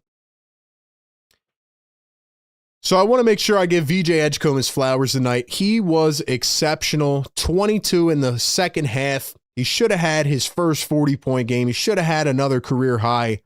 But like I said, things just didn't go well. And honestly, I thought the momentum of the game switched in the fourth quarter after VJ went on that run after that timeout where you had Andre Drummond go up and tap in a ball that was called an offensive interference. And that might have been the single-handed worst call I have ever seen in my entire life. They called an offensive interference that wasn't even close. And Nick Nurse could not challenge it because he had already used his challenge. And after that, the Thunder just broke it away and they just ran off with the game. That was the worst call I've ever seen in my life. How that is called an offensive interference by the same woman that argued with Joel last year, threw him out of the game, ejected Andre Drummond, then brought him back in the game after the call was reversed. I just don't know how this continues. Nick Nurse was heated on the bench. Finally, Nick Nurse showing some emotion to the refs. He got a tech earlier in the game. I thought he was going to get ejected in the fourth quarter. That is a moment for me where I'm perfectly cool with Nick Nurse getting ejected. That was a horrendous call. That is a call that breaks the momentum of the team, of the game. You know what? Break a clipboard, man. Say whatever you want. Get thrown out of the game. In the first half, when you got a technical, you're sitting there giving it to the ref. You're saying, what the bleep is going on? You should not have let them get away with that. That is a ridiculous call, and there needs to be repercussions for how bad some of these refs have been consistently every single game. Honestly. So that's how I feel about, the momentum of the game. But again, I thought the 76ers did a pretty good job in this game, whether it was VJ. I thought Watford had another great game off the bench, 14, 6, and 4. You had Campaign, who was getting hot a little bit late in the game, 10 points for Campaign, 6 dimes. These are not players that we should be asking to go out here, and drop 20 a game. These are not players that we should expect to be able to hold their own and keep the ship from sinking and keep everything from capsizing for the span of 15 games. It should not be that way. But I got to give these guys credit. They had won 4 out of 5, now 4 out of 6, and they're actually playing all right. Now, again, they're going up against some garbage teams, but the Thunder are just so good. And I feel like anytime the lead was cut down to 13, 11, 10, the Thunder were just like, all right, we're going to stop playing around. Jalen Williams, here's a bucket, drive it all the way in. draw contact, lay it in. SGA, do your thing. The second, Jalen Williams, and yeah, I think it's ridiculous to have two guys on the floor with the same name at the same time. But second, Jalen Williams, here's a three. And I just can't wrap my mind around the fact that the Sixers keep coming back to this, let's crash the ball handler and leave a shooter wide open in the corner. And in the second quarter, right before halftime, I watched the same thing happen 3 times in a row.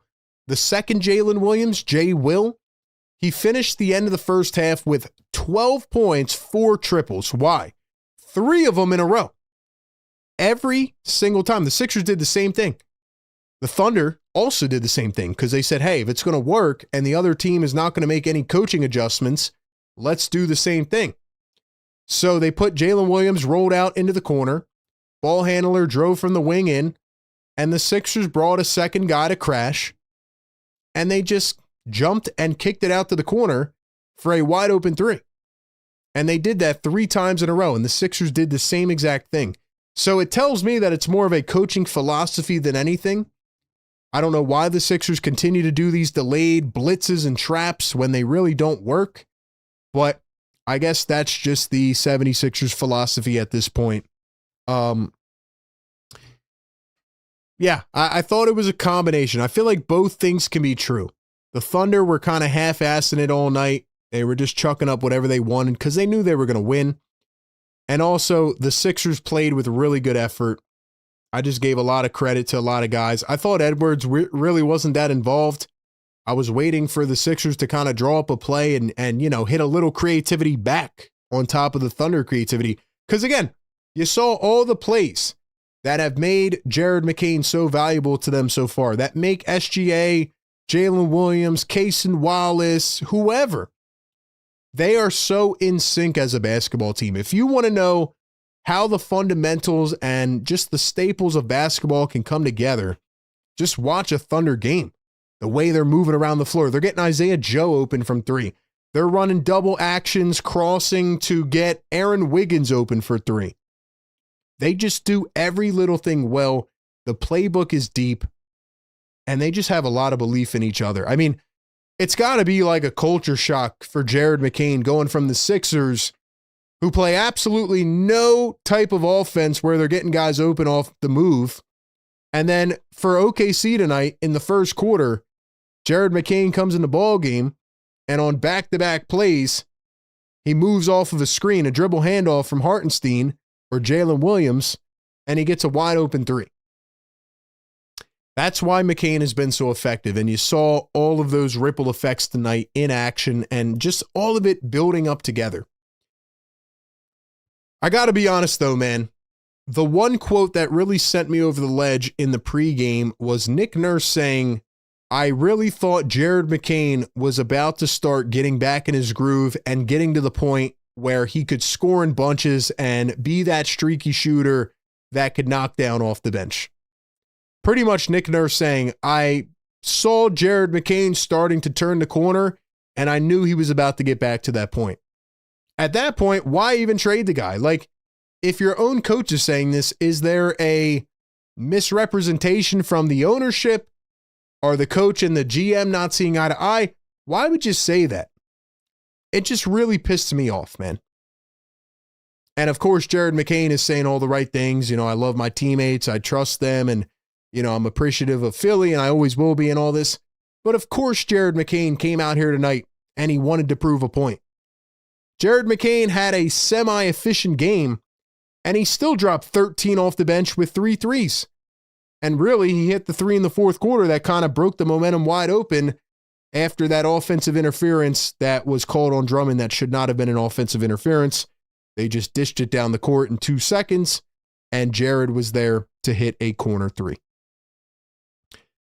I know a lot of Sixer fans, they don't like when we continue to talk about Jared McCain. Of course, we were going to talk about Jared McCain because this is the first time that he was back in Philly. He got a standing ovation for a few seconds. I thought he played an okay game. You know, he did what he had to do. And it doesn't matter who goes off for the Thunder because no matter what, they find a way. Whether it's Alex Caruso with his impeccable defense, whether it's Cason Wallace or Aaron Wiggins. Like, Wallace only played 22 minutes tonight. Jared McCain played more minutes than Cason Wallace, Aaron Wiggins, Isaiah Joe. They brought guys at the end of this game in that were named Brooks Barnhizer and Brandon Carlson. Those were the guys that came in. Guys that were late round picks, or well, Carlson was an undrafted, but Brooks Barnhizer, second round pick. The Thunder don't have the room on their team to play these guys. They have too many weapons that are under the age of 25. So, to be quite honest with you, man, the OKC Thunder are just stacked. They didn't even have AJ Mitchell on the floor tonight. He was out with the suspension. And I thought the Thunder kind of just went half speed the entire game. And the 76ers fall to 39 and 33 on the season. And another thing I wanted to talk about is just like the injuries, the injury status, because I'll be honest, I was very shocked that Quentin Grimes did not play this game. I was very shocked that Joel Embiid, despite what he looked like in shoot around, was not even cleared to get back on the floor. So I want to talk about that. And I want to rant about that stuff and just give my overall takes on the game. But how do you guys feel about tonight's game? SGA 22-5-5, 2 blocks. Chet 17-9-4, 5 blocks. Like I said, the Thunder just made every play that they had to make. And anytime the game got cut down to near 10, they were able to just put their foot down and make it happen. And I thought it was a heroic effort by VJ Edgecombe that the 76ers were even in this ballgame. I mean, at halftime, the Thunder were shooting 50 from 3, 53 from the field. They're just so good. There was no way the Sixers had a chance to win this. That's why I said all night that I'm not going to be mad at the Sixers no matter what. All right. I will get to the super chat and I will get to some of the comments. How do y'all feel about this game? We'll also do our player of the game and all that stuff. But before I do that, got to give a shout out to our great partners of the Postgame show over at Prize Picks. Ladies and gentlemen, download the Prize Picks app right now. Sign up, use code CLNS because the playoff push is heating up. Tournament hoops are finally here. March Madness has been electric. There's no better way to cash in if you're right on high-flying hoops than with Prize Picks, where it always feels good to be right. Every bucket, every dime, every win means more when you're playing on Prize Picks. And with their brand new Team Picks markets, you can now pick game winners, spreads, and totals on top of the player picks that you already know. So cash in during March Madness. Cash in during the NBA playoffs if you are right with all of the clutch buckets, Cinderella moments, and more. Ladies and gentlemen, Team Picks has made the watching experience so much fun and enjoyable, even for all my buddies in the group chat, right? Because now you can root for your team. You can cash in if you make the right picks. Your group chat will be blowing up. Tell your friends, tell your neighbors, man. Shout out to the neighbors. Listen, if you go into a game like tonight, let's say you were a Sixers fan, you can easily pick the Thunder to win this game and cash in on Prize Picks. Or if you actually feel confident for once in the Sixers, or maybe you had a little bit of delusion tonight, you could have went with the Sixers. You could have went with the more on Jared McCain or on SGA or whoever it is, because pretty much everybody on the Thunder, although they didn't have great games, just did what they had to do. The coolest part about Team Picks is that you can even pick who's going to win the league, the MVP, or other awards too. It's another way to pick the sports that you love, all on Prize Picks. Once again, Team Picks are available in 35 states, including California, Texas, Georgia, Washington, and more. So download the Prize Picks app today. Use code CLNS and get $50 in lineups after you play your first $5 lineup. Once again, that is code CLNS to get $50 in lineups after you play your first $5 lineup. Shout out to Prize Picks. It is good to be right. Speaking of being right, ladies and gentlemen, I was right that the Thunder would win this game. I was wrong in saying that they would win this game by 36 points. They only win it by 20. Valiant effort by the 76ers. And we have a $10 super chat from Riaz. He says, I think the playoffs truly start on Wednesday. I feel like it is the return of PG and Joel. Then we get Oubre and Maxey returning. The NBA season is long, but it's how you end it. Good health in April. Look out. You know, Riaz, I got to give you credit, my guy. I got to give you credit, Riaz, and some of the other fans in the chat. I'll be honest, man. I don't know how you guys stay as optimistic as you are.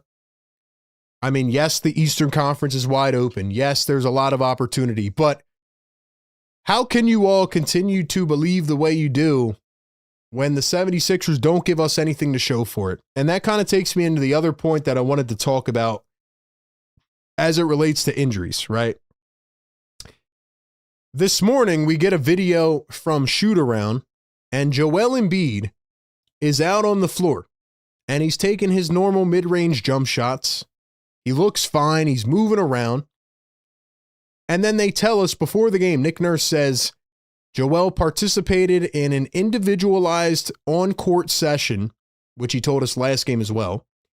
He said, Joel will go through another one tomorrow, and then we will see how he feels.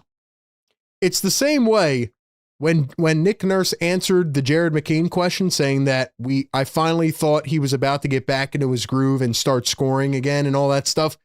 I don't know how these reporters and everybody else just lets that slide. Why do we continue to accept the same word salad every game from Nick Nurse and the others? Now, again, maybe Nick Nurse doesn't have the information.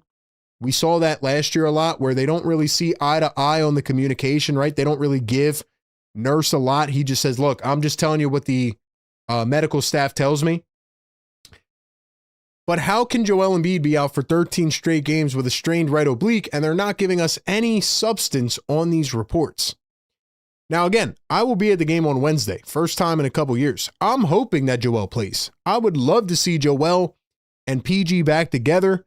Maybe the 76ers looked at this game tonight and they said, look, even if we bring Joel back, it's not a optimal environment for him to really get his feet under him. We know Joel's probably going to look rusty for a couple games. He did say that Paul George will be back Wednesday. We know he's going to be a little bit rusty. So maybe they looked at the Bulls and the Hornets coming up as better opponents to get these guys back into action. But still, like, we need some kind of reports, man. And I just don't know how we can continue to stay positive when the whole starting lineup is out, man. I'm just being honest with you. I appreciate your positivity and your confidence, but I'm not believing anything until I see it. And it feels like every year we continue to go through the same thing, and it sucks. It sucks that we're here in the entire month of March. We are in the gauntlet, 18 games in 30 days, right? The biggest part of the season. And the Sixers are playing without all of their stars.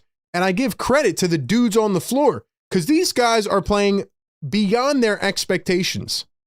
Nobody should expect Dominic Barlow and VJ Edgecombe and Adem Bona and Justin Edwards to be as good as they've been without all the other stars on the floor. They fought tonight. They gave a lot of energy, and that's why I always say that giving effort can make up some of the gap when you're not as talented. But at the end of the day, there are now 10 games left in the season, ladies and gentlemen. 10 games, and nobody is on the floor. And that brings me to my one other point I wanted to hit about Quentin Grimes. Look, I don't know the situation. So I'm not going to come at Grimes directly. I'm just speaking in general, food for thought, right? This is a game with everything going on with the landscape, right? That if Quentin Grimes plays and he plays really well, you know, we didn't really know that the game would kind of be sort of close for most of it, but Grimes could have really given this team a boost tonight. And he decides to sit out with an illness. Now, is that a cold? Is that what Jabari Walker had? I don't know. But Grimes also has 10 games left in his pending, free agency situation to really prove what he can do. So with that free agency stuff, plus the Sixers needing him, I mean, that's a big loss for the Sixers in addition to everybody else being out. It just really shocks me that they don't give us a lot of substance on, like, what does Grimes have? Is the rest of the team, around him, are they going to get sick? Like, a lot of questionable things. And I just feel like as the fans, we always get left out. The Sixers cannot afford to have Grimes miss another game. They can't afford to have anybody else get injured. That's why I think Dominic Barlow did not play well tonight. He went 0 of 2. He had 7 boards, 4 dimes in 19 minutes. Didn't play late in the game. He just sprained his ankle a couple days ago. I don't know how the dude can play through a sprained ankle. I feel like he didn't have as much bounce tonight, and I feel like he's playing through an injury. Maybe because they had to have him play, because Grimes was out as well. So I guess just coming back to everything, man, all signs point to tell us that it's just not going to happen, and I hate it, but it's true. It is true. I hope by some type of magical miracle or some type of way or just some type of like stars aligning moment, the Sixers get everybody back and they go into the playoffs and, you know, maybe they play the Detroit Pistons or whoever else that are not fully healthy and, you know, they have a chance, but they got to make it out of the play-in against a couple teams that are hot right now. And then they got to try to win a playoff series. And we don't even know who is going to be back on the floor. Are they even going to have enough time to gel and get their feet under them and get back and get rest and all this stuff? We don't know. We really don't know, man. So anyway, I think I just say all that to say, man, the odds are not really stacking up in the Sixers' favor. The odds are not stacking up in the Sixers' favor right now. So at this point, I'm just trying to enjoy anything that I can. I'm trying to take the good in some way, shape, or form. There has not been a lot of it. But on a night like tonight, I will give the Sixers an A for effort. And I think VJ Edgecombe did a really, really good job handling the rock, taking over this team. There have been times where he has not looked good as a primary ball handler. He has not looked comfortable. And I thought tonight, whether it was against Jared McCain, whether it was against Lou Dort, VJ just continued to press up, continued to be aggressive, had no free throws in this game, and still was able to drop 35. And he just went on a heater in that second half, and he kept the game close, and he had that look in his eyes where it was like, he's on fire, you know? Anyway, other than that, man, not much else to say in this game. Sixers shot 44 from the field, 37 from 3. Thunder, despite having what looked like a really shaky second half, shot 53 from the field, 44 from 3. It just goes to show how good they are. Not a ton of fouls and free throws tonight. The Sixers did shoot 44 from the free throw line. Thunder were 90. Yeah, a lot of uncharacteristic turnovers, I thought, for the Thunder in the second half. And yeah, overall, it was closer than I thought. So I'm not going to sit here and complain about any of it. I thought the Sixers' young core gave it their all. And I thought VJ Edgecombe did his thing. And although Jared McCain didn't have like some crazy 30-point game, he still had an efficient 13. And he still did what he had to do. And when he got the shots and they ran sets for Jared McCain, which they did early in the game right out of the chute, you know, he knocks down threes. He's emoting, celebrating, looking at the crowd, talking a little smack to VJ. It's what I expected from Jared. 13 points is a great game off the bench for a player. 18 for the other Jalen Williams. I mean, the Thunder just go so deep. They have so many weapons. It's crazy, man. And you already know how I feel about the trade. It was a mistake. We saw it again tonight, and we just can't change it. So that's kind of how it's been, and that's where we're at. And more than the McCain trade, more than this, I'm just mad that the team did not add anybody and that they're struggling out here trying to just hang on for dear life and just stay alive. And it's just frustrating, man. I will read out a few thoughts in the chat. Give me any comments you have. Once again, thank you to everybody being in here tonight. It has been a fun night regardless, watching this game and, watching these guys go to work, man. Let's see. Who do we have in here? Busy Bee still rocking in the chat says he better play all the back-to-back games. Beer Batter Gummy says no more sitting out back-to-backs as if Embiid cannot play 25 minutes. Yeah, that's another thing. I haven't even checked if they have back-to-backs, but like if they do, is Joel going to sit out of those? What about Paul George, right? Like they can't afford to have that happen at this point, if we're being honest. Also, I do want to highlight real quick before I read a couple more comments as well, just looking at the NBA scores tonight. So we had the Where's it at? We had the Orlando Magic lose to the Indiana Pacers, which is insane. The Magic have now lost 5 games in a row. The Heat have now lost 5 games in a row. They lost to the Spurs tonight. But I definitely did not expect the Magic to lose to the Indiana Pacers. So the Magic and the Heat gain no ground on the Sixers. Sixers stay up on them. The Hawks demolish the Grizzlies, so the Sixers fall a game behind Atlanta. And the Raptors are currently playing against the Utah Jazz.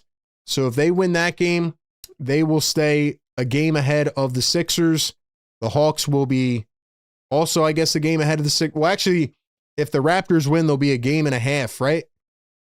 Oh, no, I'm sorry. The Raptors will stay... the Raptors will be a game ahead of the Sixers, and the Hawks will be a half game ahead of the Sixers if things hold the way that they are. But the fact that the Magic lost somehow to the tanking Pacers, I mean, that team is completely, it feels like cooked at this point. And Miami is also on a really, really bad down spurt. So, yeah, Sixers sit at the 7 seed all alone. They are a game behind Atlanta, and they will be a game and a half behind the Toronto Raptors. I'm sorry, the Sixers are a game behind Atlanta now for the 6th seed, and they will be a game and a half behind Toronto if the Raptors hold on to beat the Utah Jazz.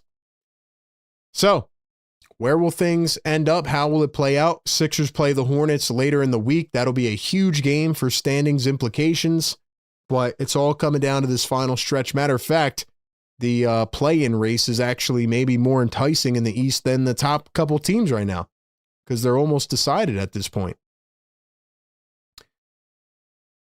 All right, let's see what we got in the chat. McCain will have the last laugh, says Busy Bee. I think so, too. I think based on the Thunder, you know, I'm really excited about the Spurs and what they've done this season and how they've looked.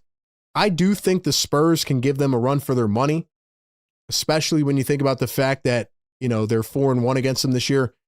But the Thunder just look like they just make it so effortless. They look like they're going half speed. They're so deep. They're so dominant. And now they have that championship pedigree. I don't know if the Thunder are going to lose. And then, like I said, they add a guy like McCain off the bench. I could see McCain ending up with the ring this season for sure. He's so good.